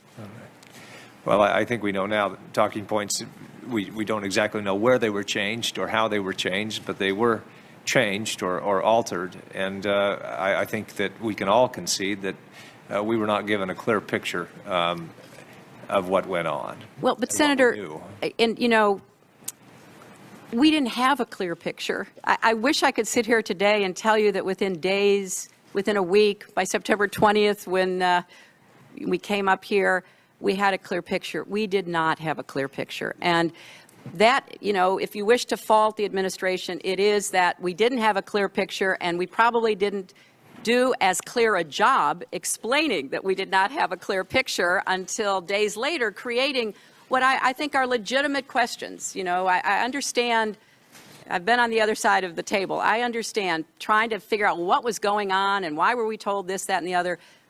But I can only assure you that as the information came to light and as people thought it was reliable, we shared it, but that took some time. Right. Thank you. In the remaining seconds left, you mentioned that many of the recommendations have now been put in place. There are protocols in place to make sure that if security is not adequate, that we move our diplomats and others to places where they're more secure or whatever. But let me just say, there were protocols in place before this there were tripwires that we tripped, and the actions that were outlined to be taken were not taken. How can we be assured here that the new protocols that are in place, with these new recommendations being implemented, will be followed or adhered to? Because they clearly weren't before. Well, Senator, I want to make clear that no one in the State Department, the intelligence community, any other agency ever recommended that we close Benghazi. We were clear-eyed about the threats and the dangers as they were developing in eastern Libya and in Benghazi. But there was no decision made and nothing that prompted such a decision. Now, sitting here today, we have probably at least 20 other posts that are under a serious threat environment as I speak to you. We are working with the other agencies in our government, some of whom are co-located with us, others of whom are nearby. We're constantly assessing.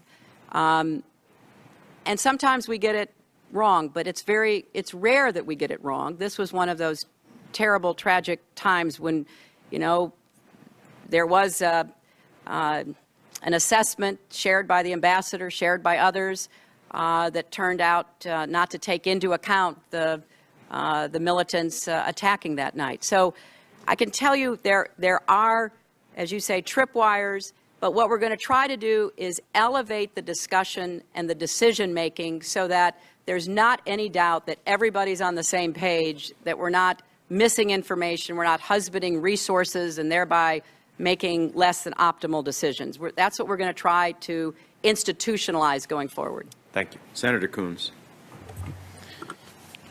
I want to thank Senator Menendez for chairing this critically important hearing and to thank you, Secretary Clinton, for testifying today. We deeply regretted you were unable to appear before due to your illness, and I'm thrilled to see you've made a full recovery. I want to start by just thanking you for your remarkable leadership as Secretary of State. One of many stops in the million miles that you've traveled and the 112 countries you visited was a stop we shared jointly on a trip to Liberia for the second inauguration of Ellen Sirleaf Johnson. And it gave me an opportunity as a freshman senator to see up close your remarkable skills and stamina and your determination. In my view, your leadership has helped restore America's credibility, build bridges with our international partners, and you've also built bridges here on the Hill, where your leadership at State is respected on both sides of the aisle and has been widely praised. While your likely successor, Senator Kerry, has my full confidence, you will be deeply missed. You said in your opening statement you're determined to leave the State Department and our country safer, stronger, and more secure, and in my view, because of your leadership, they are. Today, we continue the consideration of the recommendations of the Advisory Review Board, which found that security was, quote, grossly inadequate to deal with the attack that took place in Benghazi in September. The mistakes that were made are simply unacceptable, and I'm pleased that the State Department has begun to promptly implement the Board's recommendations thanks to your leadership. I know you agree that the massive security failures, such as those witnessed in Benghazi that cost the lives of 4 brave Americans, simply cannot happen again. And I look forward to working with my colleagues on this committee in a searching review of the resources needed and the State Department structure to ensure that we do better to protect our diplomats and other Americans who put their lives at risk each and every day. As chairman of the Africa Subcommittee, I'm particularly pleased that you have drawn for this committee today in your testimony the links between this tragic incident in Benghazi, the recent terrorist incident in Algeria, and the unfolding challenges in Mali. I chaired a hearing on Mali on December 5th and have been impressed with your engaged leadership visits to Algeria, sort of raising the alarm about AQIM. And I welcome your testimony today on how you see the regional threats from AQIM, how you see the consequences of this recent incident in Algeria, and what role you think there is for the United States in both supporting the current actions by the French and the Malian military and the need for our ongoing insurance investment to restore democracy in Mali, to restore development and some positive prospects moving forward for the people of Mali, and how you think we can ensure that state and defense are coordinating through AFRICOM in West and North Africa going forward? Well, Senator, I appreciate greatly your sustained attention to Africa, and I think it's going to be viewed as quite prophetic because there will be, I believe, a continuing set of challenges. You mentioned some of them, but by no means we've got Boko Haram in Nigeria posing the threat of instability to one of the most important oil-producing nations in the world, something very important to our country. We've got other unrest and challenges coming down the west coast of Africa, but we also have a success story, at least a hoped-for beginning success story in Somalia. And what did the United States do there? You know, when I became Secretary of State, I recommitted American money to the AMISOM forces. We worked to train the Ugandans and the Burundis and others. We worked with the Kenyans when they went in. We worked with the Djiboutis. It took time. There were no shortcuts, but we had literally the boots of our American soldiers and the boots of American diplomats on the ground. I visited one of the training camps in Uganda. And what we have to do is recognize we're in for a long-term struggle here. And that means we've got to pay attention to places that historically we have not chosen to or had to. So I would hope that this committee can make that case to the rest of the Congress. We're now looking at, troops coming from other neighboring African countries. We can't just send them into Mali. They don't have training to do that. We're going to have to work with other partners to train them and equip them and then to sustain them, just like we did with the troops in Somalia. So, 4 years ago, al-Shabaab was one of the biggest threats, not only to East Africa, but to the United States. We have a chance to really continue on a positive track there, but it didn't happen by accident. It took American money, American know-how, American experience, and we have to make the decision we're going to do the same in North Africa as well. Thank you, Madam Secretary. I certainly look forward to continuing to get your advice, direction, and encouragement as I try to work with my colleagues here to ensure the same sort of success going forward in West Africa that we've recently enjoyed in East Africa. Thank you for your testimony. Senator McCain. Thank you, Madam Secretary, and it's wonderful to see you in good health and as combative as ever. We thank you. We thank you for your outstanding and dedicated service to this nation, and we are proud of you. All over the world where I travel, you are viewed with admiration and respect. 4 months or months after the Benghazi tragedy, it's a tragedy when we lose 4 brave Americans, there are many questions that are unanswered. And the answers, frankly, that you've given this morning are not satisfactory to me. Were you and the President made aware of the classified cable from Chris Stevens said that the United States Consulate in Benghazi could not survive a sustained assault? Numerous warnings, including personally to me, about the security were unanswered or unaddressed. It took a CNN reporter looking through the consulate to find Chris Stevens' last warning.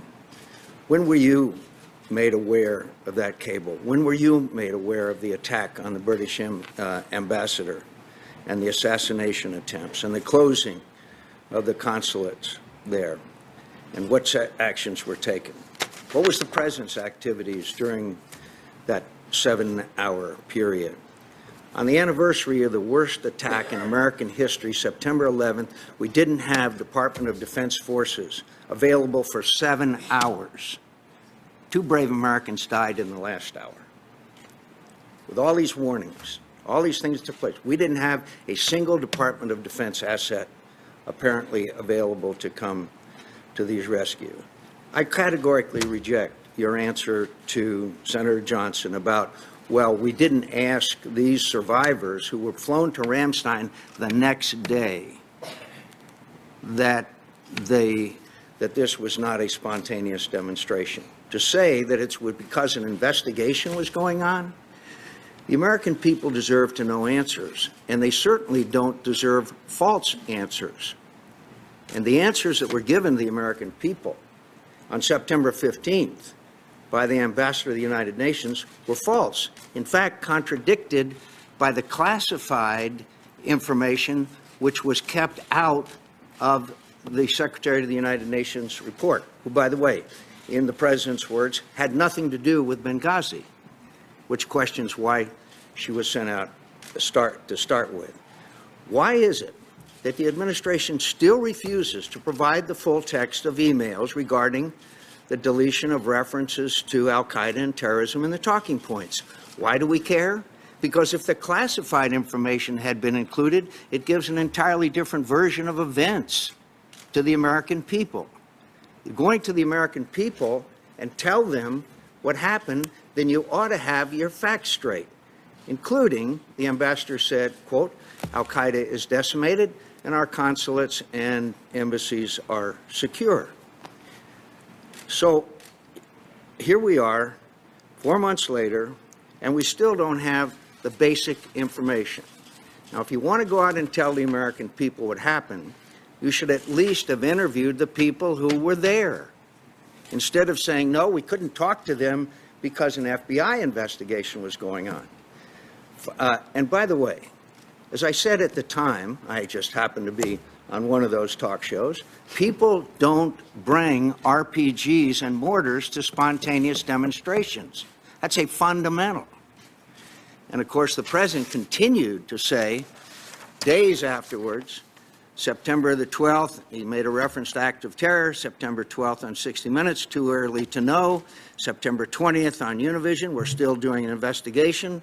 September 24th on The View, we're still doing an investigation. The President of the United States, as late as September 24th, 2 weeks later, did not acknowledge that this was an act of terror conducted by people who were at least somehow connected to the al-Qaeda. Finally, Madam Secretary, I strongly disagree with your depiction of what we did after Gaddafi fell. We did not provide the security that was needed. We did not help them with border security. We did not give them the kind of assistance that would have been necessary to help dismantle these militias that still, to this day, remain a challenge to democracy in Libya and freedom. You knew Chris Stevens very well. I knew him very well. I knew him on July 7th when I went to Libya to observe the elections. And at that time, on July 7th, he expressed me his deep and grave concerns about security, particularly in Benghazi. And he continued to communicate with the State Department, and I don't know who else was privy to those cables, of his deep concern about the security there and the need for additional assistance. And I will argue with facts that after that event took place, after the fall of Gaddafi, the, quote, soft footprint was partially, to some degree, responsible for the tragedy that took place. The American people and the families of these 4 brave Americans still have not gotten the answers that they deserve. I hope that they will get them. Well, Senator, I understand your very, very strong feelings. You knew Chris. You were a friend of Chris. You were one of the staunchest supporters of the efforts to dislodge Gaddafi and try to give the Libyan people a chance. And we just have a disagreement. We have a disagreement about what did happen and when it happened with respect to explaining the sequence of events. We did get to talk to the DS agents when they got back to this country. We did so. It was not before September 15th.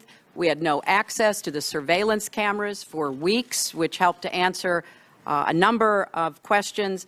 But with respect to helping the Libyans, and that also goes to the question Senator Rubio asked, we will provide a list of everything we were doing and were attempting to do. But I will also tell you that since March 2011, congressional holds have been placed on programs for many months for aid to Libya.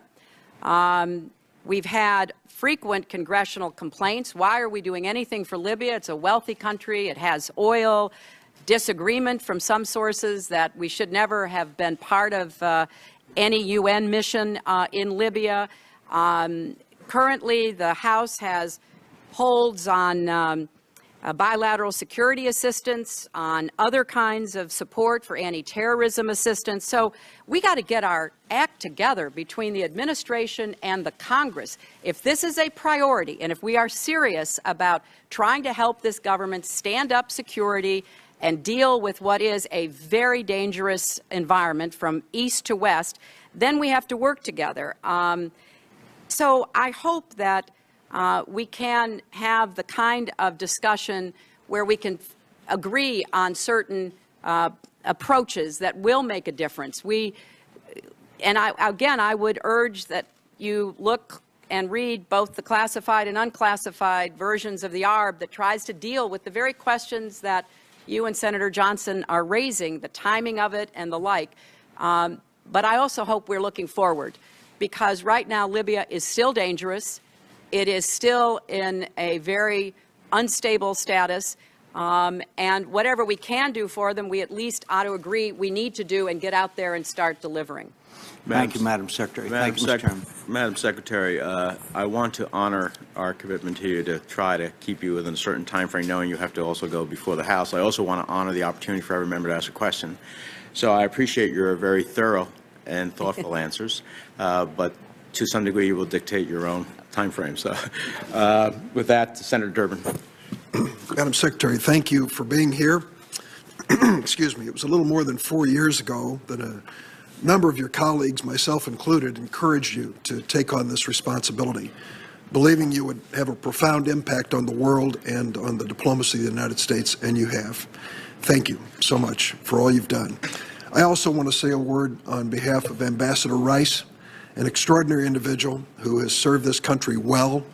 I think some of the criticism that was heaped on her was unfair and did not reflect the fact that she was reporting the best information she had available at the time. And as you've said, more information became available, and it was dutifully reported. I do want to make one point for the record here about whether the American people are told everything right away, in the right way, so that they can be fully informed. And I'd like to refer to 5 words for them to reflect on: Iraqi weapons of mass destruction.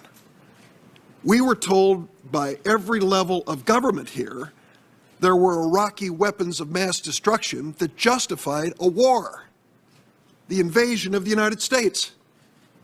We are still searching for those weapons. They didn't exist. Thousands of Americans lost their lives. We could have a hearing on that if you'd like. The point I'm trying to get to is 2 extraordinarily talented individuals, Admiral Mullen and maybe one of the best diplomats of our time, Ambassador Pickering, did a thorough review here, found shortcomings in our protection of our people overseas and reported them honestly. You not only initiated that review, you accepted its findings in their totality. No cover-up, an attempt to be totally honest and to make sure a tragedy like this never occurs again. The second point I'd like to make is this. Some on the committee have already criticized the notion that this is about money. They might argue you can't solve a problem by throwing money at it. Madam Secretary, you can't solve a problem by throwing money at it unless the problem is lack of money. And what I understand you to testify is you have asked this Congress for the authority to transfer existing funds to protect ambassadors and diplomatic personnel around the world, and you've been refused by the House of Representatives. They will not give you the authority to even take existing funds. If I'm not mistaken, in a few weeks, your department is going to face sequestration. And we not only won't have additional funds, we will cut some $50 million when it comes to construction of facilities to protect people who represent the United States overseas, and cut money for the individuals necessary to protect those same diplomats. So I'd like you to comment, how can we keep our commitment to be a leader in the world in the area of diplomacy, in statecraft, to avoid the necessity of war, if we don't give the most basic resources to your department, which commands, as I understand it, about 1.5% of the federal budget? Actually, it's less than 1, but let's not quibble. Look, I am well aware that there are deficiencies and inadequacies in the department. I went about doing what I could in the 4 years I had through the QDDR process, through creating some additional incentives and changes in culture to try to assist everybody in the State Department and USAID to do as much as they could with whatever they had. There's, because, we were never going to reach parity with the Defense Department. We were always going to be 1/12 or less of the budget. That was fine, but to do what we can. But at the same time, we have asked for the funds we think we need to be able to fulfill the mission you have described, Senator Durbin. And we need the help of this committee. I mean, I am one who believes that we have to both walk and chew gum at the same time. We have to deal with our own economy and our fiscal situation. That is a given, because that is the source of our strength and our capacity. But we also have to be smart about making the right investments in diplomacy and development to try to solve problems and prevent them. So, I have outlined what should be a no-brainer. Let us have the permission to take money we already have. We're not asking for more money, and put it to work where the ARB told us to do. And then let's look at the budget as we move forward. Now, sequestration will be very damaging to the State Department and USAID if it does come to pass, because it throws the baby out with the bath. Are there programs that we could reduce, make more efficient? Yes, that's part of what I've been trying to do, is to push that forward, and that's what the QDDR process was about. But there are also a lot of very essential programs, first and foremost the security of our personnel in dangerous places, that we can't afford to cut more of. And so I hope we get the transfer authority and then have a sensible budget discussion going forward. Thank you. Thank you. Senator Barrasso. Thank you, Mr. Chairman. Madam Secretary, I want to thank you for your incredible commitment to this country as First Lady, as a member of this body, as well as Secretary of State. And as a doctor, I will tell you, I have seen you work yourself to exhaustion, not for your own benefit, but for the benefit of the people of this country, and the country is grateful for that. I, like you, agree that we need to make sure that something like this never happens again.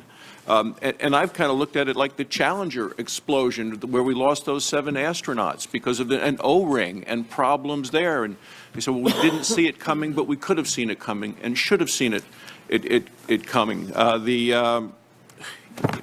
you said, you never saw the security requests. Vice President Biden in the presidential debate said no one told us. I mean, the concern is that we should have been seeing these sorts of things. There were the attacks on the British ambassador. There were the attacks on the Red Cross that they pulled out of Benghazi. There were attacks on the consulate itself, and yet we had no evacuation plan established, in spite of the fact that months earlier in Libya, we had to, I think, get an Italian ferry boat to be able to get people out who were in danger, who were diplomats at the time. So those are the concerns. We want to make sure that there's security for our ambassadors, which gets to the issue of, we talk about what happened on the talk shows, and they said the best information was what was best available at the time. You know, the American people heard we had a substantial security presence. They heard we obviously did have a strong security presence. They heard obviously there was a significant security presence. And I just believe that wasn't the case. And I would ask you today if you believe that we had a significant, substantial, and strong security presence in Libya at that time, because we want that for all of our ambassadors. Right. Well, Senator, we had a security presence that was mutually reinforced with the annex. We had, as you rightly point out, and others before you, previous incidents, not only against our compound, but against the British, the Red Cross, and others. And what we, what we have accepted from the ARB recommendation is that even though there was a back and forth in the cables and discussions, do you need 3 DS agents or do you need 5? We had 5 there, but we had an unprecedented attack. As one of the former RSO's regional security officers testified, an attack that truly was not expected, even though on that night we had the requisite number of DS agents. So, we can get mired in the back and forth, but I believe we will be doing more to help prevent future tragedies and attacks if we take the ARB recommendations, because after all, they had no stake in this debate one way or the other. They just wanted to look at the facts, which they did an excellent job doing, and then tell all of us what we needed to do, and that's what I think our highest responsibility is. Thank you, Madam Secretary. Thinking about future attacks and trying to prevent those, on September 12th, the President vowed to, quote, bring to justice the killers who attacked our people in Benghazi. So we asked the question, and Senator Risch talked about, were the people that perpetrated the recent attacks in Algeria, were they part of this, or were they made perhaps emboldened because no one has yet paid a penalty for the attack on our facility in Benghazi? And how can we make sure that people are actually brought to justice there? Well, I believe that, well, I know that the FBI has been briefing some committees. I assume members or staff of this committee are included. I don't know that, but I would assume, about the progress of their investigation. I got the most recent update from the director just a few days ago when he returned from North Africa. They are following some very promising leads and putting together cases. They would have to speak to you directly about that in a classified setting. But I think what they are trying to determine is how best to respond. And I think what the President clearly said is we will respond and we will bring those to justice. And I don't think anybody should doubt this President at his word. We have some very good examples that it may take time, but he does not in any way divert attention from the goal of bringing them to justice. Thank you, Madam Secretary. The President also said al-Qaeda has been decimated, and in light of the recent terrorist activities that we continue to see in North Africa, around the world, would you characterize that as al-Qaeda has been decimated? Well, core al-Qaeda certainly has been. I think you would hear the same from the intelligence community or DOD. The work that has been done in Afghanistan and the borders areas between Afghanistan and Pakistan certainly has taken out a whole cadre of leadership. What we're seeing now are people who have migrated back to other parts of the world where they came from primarily, who are in effect affiliates, part of the jihadist syndicate.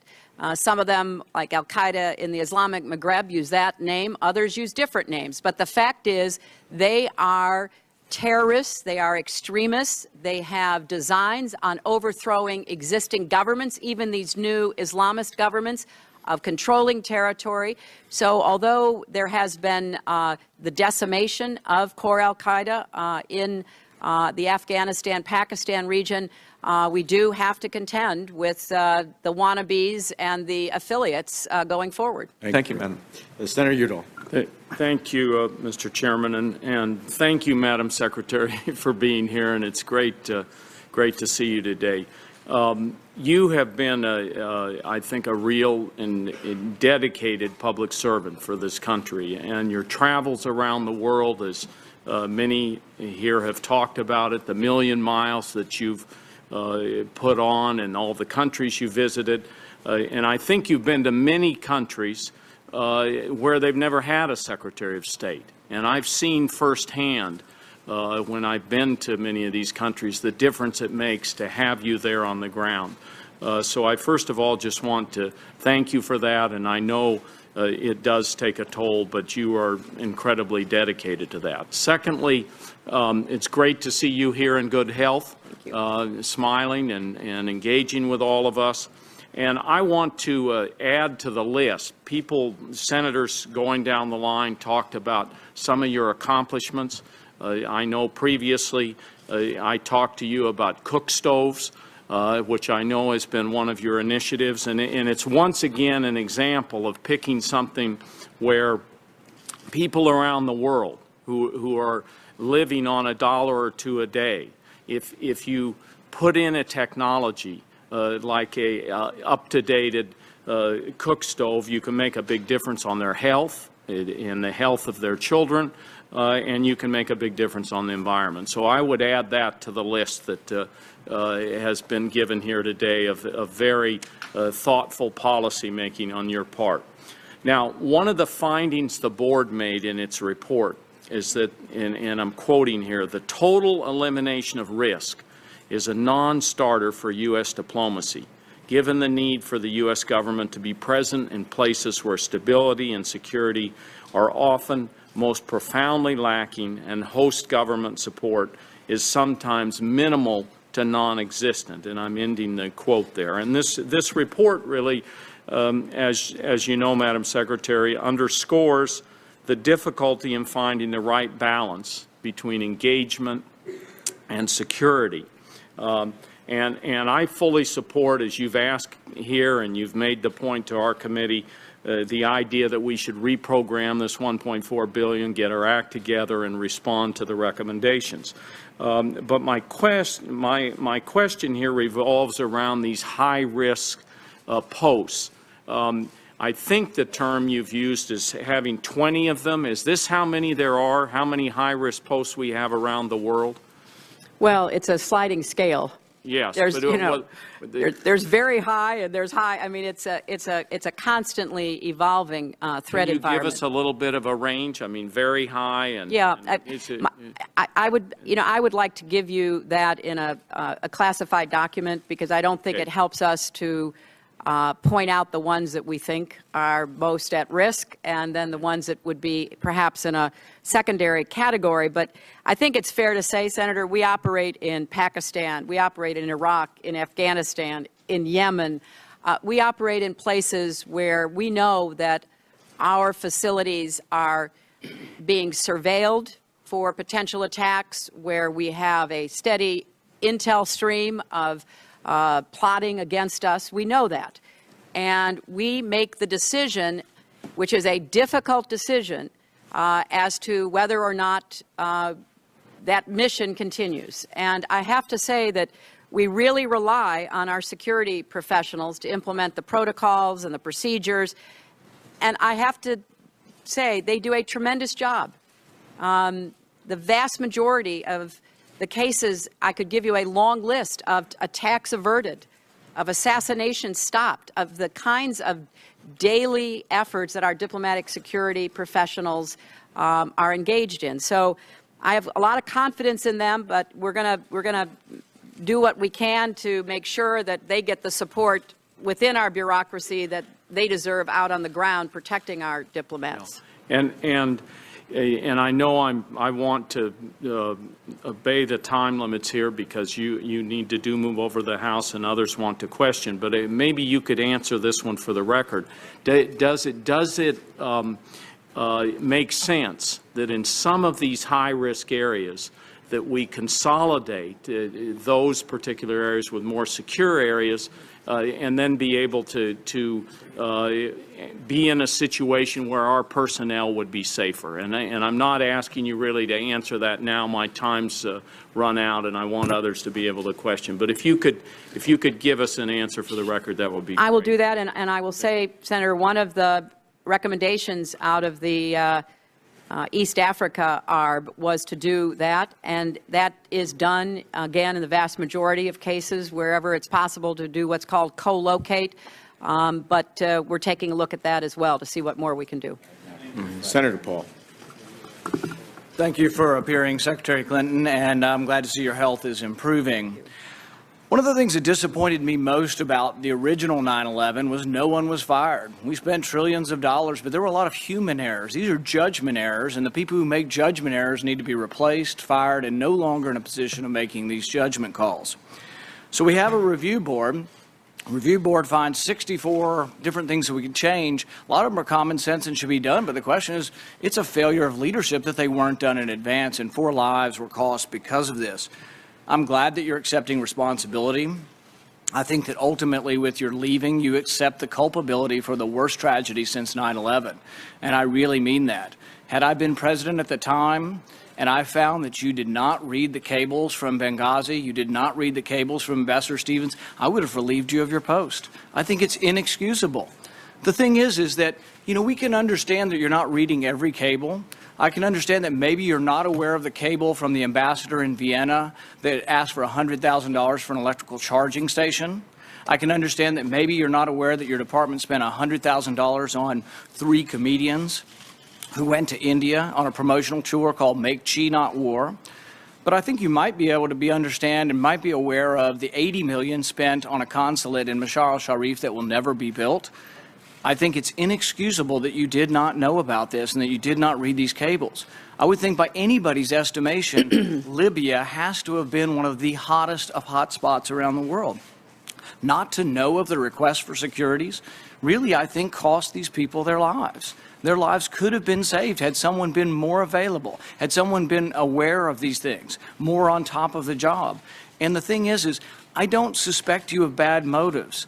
The review board said, well, these people weren't willfully negligent. I don't think you were willfully. I don't suspect your motives of wanting to serve your country, but it was a failure of leadership not to be involved. It was a failure of leadership not to know these things. And so I think it is good that you're accepting responsibility because no one else is. And there is a certain amount of culpability to the worst tragedy since 9/11, and I'm glad you're accepting this. Now, my question is the U.S. involved with any procuring of weapons, transfer of weapons, buying, selling, anyhow transferring weapons to Turkey out of Libya? To Turkey? I will have to take that question for the record. Nobody's ever raised that with me. It's been in news reports that ships have been leaving from Libya and that they may have weapons. And what I'd like to know is the annex that was close by, were they involved with procuring, buying, selling, obtaining weapons? And were any of these weapons being transferred to other countries, any countries, Turkey included? Well, Senator, you'll have to direct that question to the agency that ran the annex. And I will see what information is available. And you're saying you don't know? I do not know. I don't have any information on that. And, with respect to personnel, Senator, first, that's why we have independent people who review the situation as we did with the Pickering and Mullen ARB. And all 4 individuals identified in the ARB have been removed from their job. Secondly, they've been placed on administrative leave while we step through the personnel process to determine the next steps. Third, both Ambassador Pickering and Admiral Mullen specifically highlighted the reason why this is complicated because under federal statute and regulations, unsatisfactory leadership is not grounds for finding a breach of duty. The ARB did not find these 4 individuals breached their duty. So I have submitted legislation to this committee, to the Congress, to fix this problem so future ARBs will not face the situation. But here's the problem. The review board has all these recommendations, but there's one thing they failed to address, and I think you've failed to address, and it sets us up for another tragedy like this. They should have never been sent in there without a military guard. This should have been an embassy like in Baghdad in a war zone, and it should have been under military guard, significant military guard, Defense Department command. I don't think the State Department's capable of being in the war zone and protecting these people. I still don't think that. I think another tragedy could happen. I think another tragedy could happen in another war zone around the world.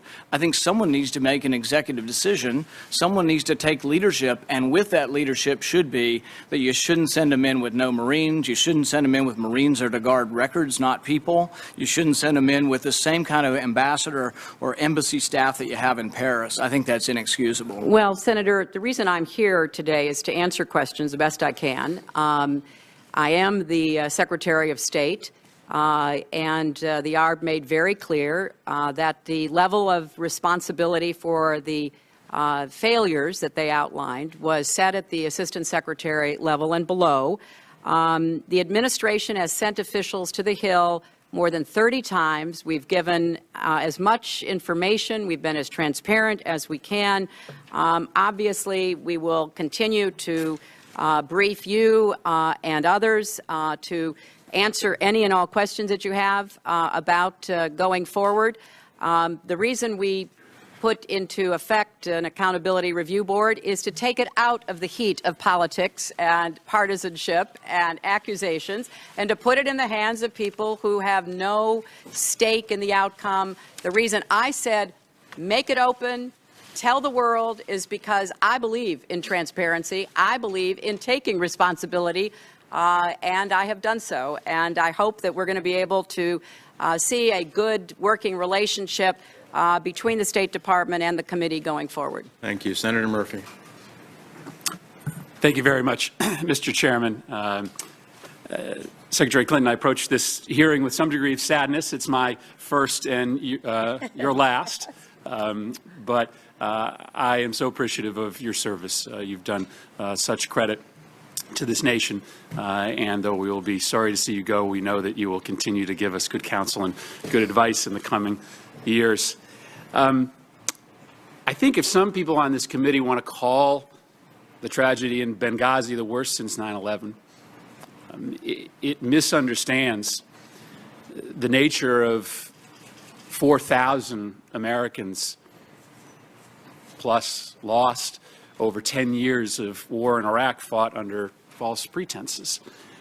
It was fought under false pretenses, but it was also fought, I think, because we had a misunderstanding of what we could do and what we could manage in that region, what was under our control. And I guess my question to you, Secretary Clinton, is about what our expectations are going forward in North Africa.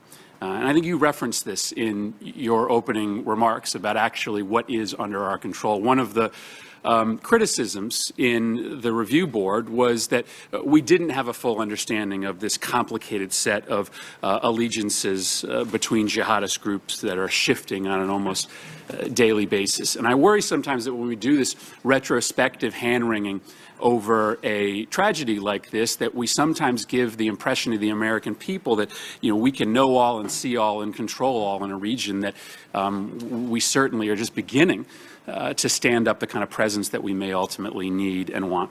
And so I guess I present this as that open-ended question to you. As we move forward, and especially for new members of this committee who are probably going to be spending a lot more time on Africa and North Africa than this committee has ever spent before, what are the expectations that we should set for the American public as to what we can control, what we can know, and potentially what changes on the diplomatic side we need to make in order to have a more solid footprint and relationship with neighbors there who may be willing to help us when it comes to intelligence and intervention with this very complicated landscape of jihadist groups? Well, Senator, you're going to make an excellent member of this committee based on that question, because it's a multi-part question, but it raises really the heart of the challenge we face. We are in a new reality. We are trying to make sense of changes that nobody had predicted, but which we're going to have to live with. I can't do justice in the time I have left here to the really important issues that you have highlighted. But I think first and foremost, let's be honest. Let's be honest with ourselves. Let's avoid turning everything into a political football. Let's instead try to just say, look, this is unprecedented.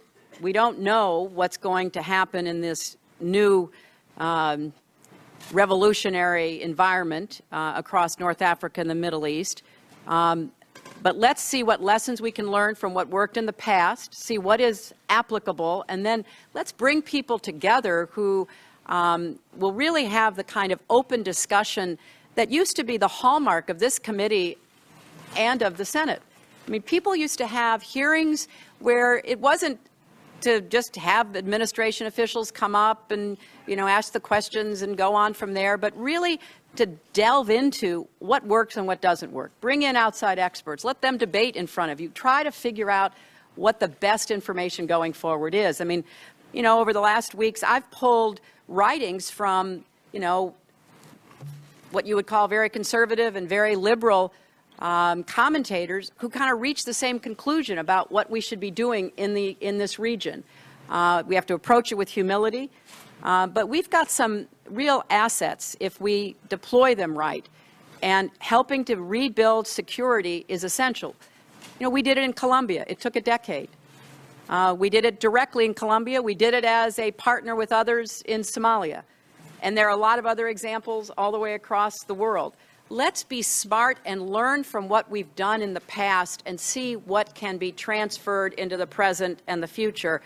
And let's be honest in trying to assess it to the best of our abilities. And I think with the new chairman and the new ranking member, from my conversations with both of them, I think this committee could play such an essential role in trying to answer your questions and put forth a policy that wouldn't go lurching from administration to administration, but would be a steady one, like we did with Colombia, like we did in the Cold War. Let's be smart about this. We have more assets than anybody in the world, but I think we've gotten a little bit, off track in trying to figure out how best to utilize them. Thank you. Senator Kaine. Madam Secretary, I also regret that our overlap will be so brief. I think the country is at its strongest when we balance military strength with diplomatic strength, economic strength, and strength of our moral example.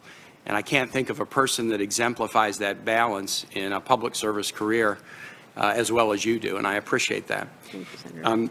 A few questions, sort of detailed questions that trouble me. In the unclassified version of the ARB, there's a comment, a brief one. In December 2011, the Undersecretary for Management approved a one-year continuation of the U.S. Special Mission in Benghazi, which was never a consulate and never formally notified to the Libyan government. Why wasn't this special mission notified to the Libyan government? Is that a common practice? Did the lack of the notification have any connection with the weak Libyan governmental response on the 11th? And are there any changes in connection with the ARB recommendations to the idea of special missions that are not notified formally to their host governments? Well, Senator, congratulations to you as well, and welcome to this committee. The United States notified to the Libyan government the specific names of people who were serving in Libya in both Tripoli and in Benghazi. That in no way affected the legal obligation of Libya under the Vienna Convention. The problem, as I said, was not their willingness; it was their capacity. And as you know, from the first time Chris Stevens arrived before the fall of Gaddafi, he relied not on any Libyan governmental security, but on the February 17th Brigade, and then we supplemented that after Gaddafi's fall with DS agents, with private security contractors.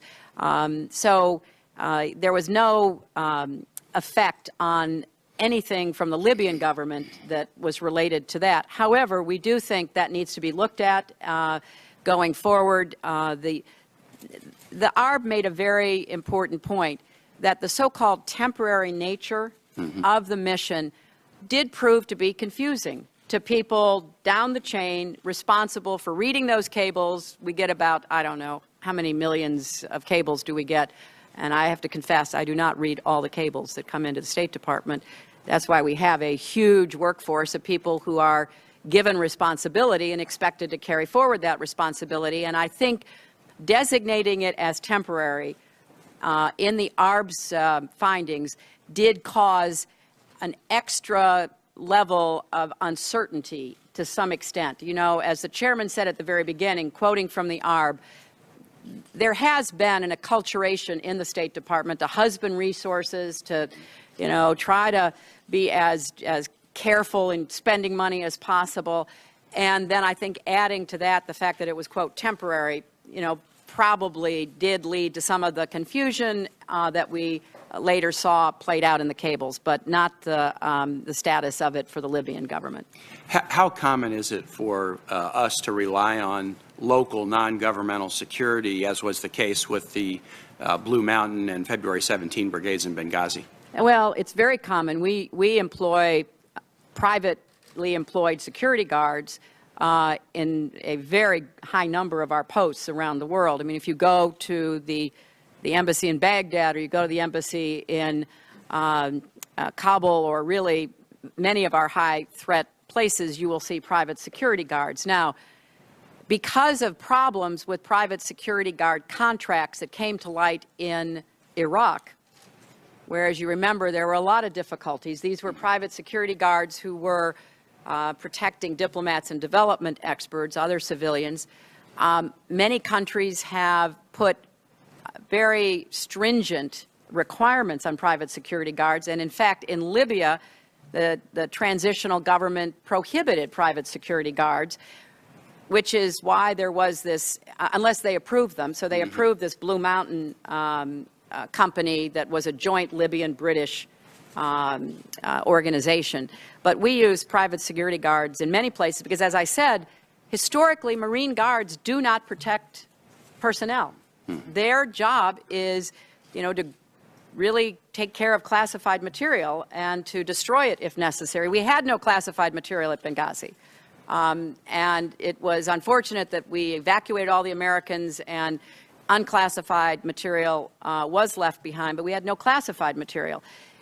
So there's going to be an effort, because of this work that I have directed, to really sort this out so that that everybody knows exactly what the protocols and the rules are, and we act accordingly. Thank you, Madam Secretary. Mr. Chair. Thank you. Madam Secretary, thank you for your thorough, thoughtful, and forthright answers. It's what we've become accustomed to from you. I understand we're going to be able to welcome you one more time when you come tomorrow to be part of introducing Senator Kerry to the committee, so we'll look forward to welcoming you there as well. I think that there are several takeaways here that are incredibly important.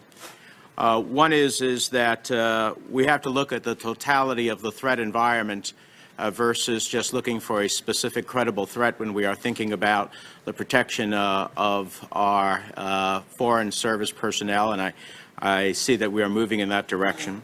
The other one is the changes in the department to have clear lines of authority and responsibility for security matters instead of silos and looking more at a horizontal nature, and I understand that that is underway. A lot has been said about resources here. Secretary Gates used to famously argue that there are more people in military bands than in the entire foreign service. It seems to me that surely we can find the funds to protect our diplomats who serve on the front lines. I am concerned when the ARB says that the State Department has been engaged for years in a struggle to obtain the resources necessary to carry out its work, and that has conditioned the thinking of some in the State Department that it is imperative for the State Department to be mission-driven rather than resource-constrained, particularly in increasingly risky parts of the world. So I look forward to immediately working with the ranking member and reaching out for Chairman Royce to get that transfer authority within the existing budget. It's not about additional money. It's about taking money that has already been appropriated so that you have the ability to start working, and the next secretary has the ability to start working to protect our people as robustly as we can. And failure to do so, I think, is going to be a poor judgment on this Congress if we can't get you, at minimum, that transfer authority. And finally, I know a lot has been made about the question of what was said and what was not said, and I simply think about that in the context that there are lessons to be learned there as well.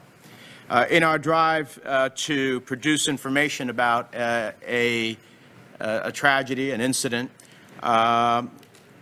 we want to be able to get information as quickly as possible, as we should. But I think what we know and what we don't know is equally as important. And maybe the admonition that we should know before we speak is incredibly important. That would have been incredibly important when we were told that there were weapons of mass destruction in Iraq.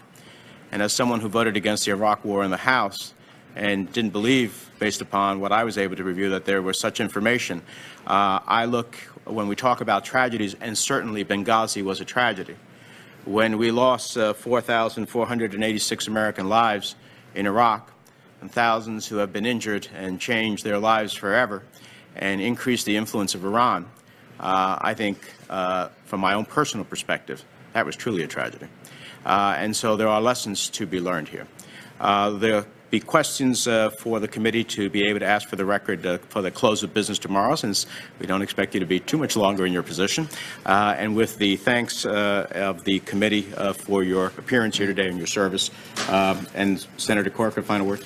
I would actually add 3 more takeaways, and I know they're based not only on testimony here today, but conversations we've had over the last several days. You alluded to the over-the-transom issues that the State Department and the White House deal with on a constant basis. I think this committee will be useful and can be useful in setting a long-term exploration of what our national interest is, so that we look at this over a longer-term context. I know you alluded to that in your testimony. Secondly, I know we've talked extensively about the importance of having a full authorization, that actually would be very helpful to people like you who come in for a very short period of time for us to help set those priorities. That would be something you would embrace and something this committee has never done since I've been here. And thirdly, that we live in a world now where we know that al-Qaeda is going to be a threat in North Africa for years to come, and we need to have policies that realize that and address it. I, too, thank you for your service. I know a lot of nice things will be said again tomorrow when you come here, but thank you so much. I appreciate it. On that bipartisan note, and with the thanks of the committee is adjourned.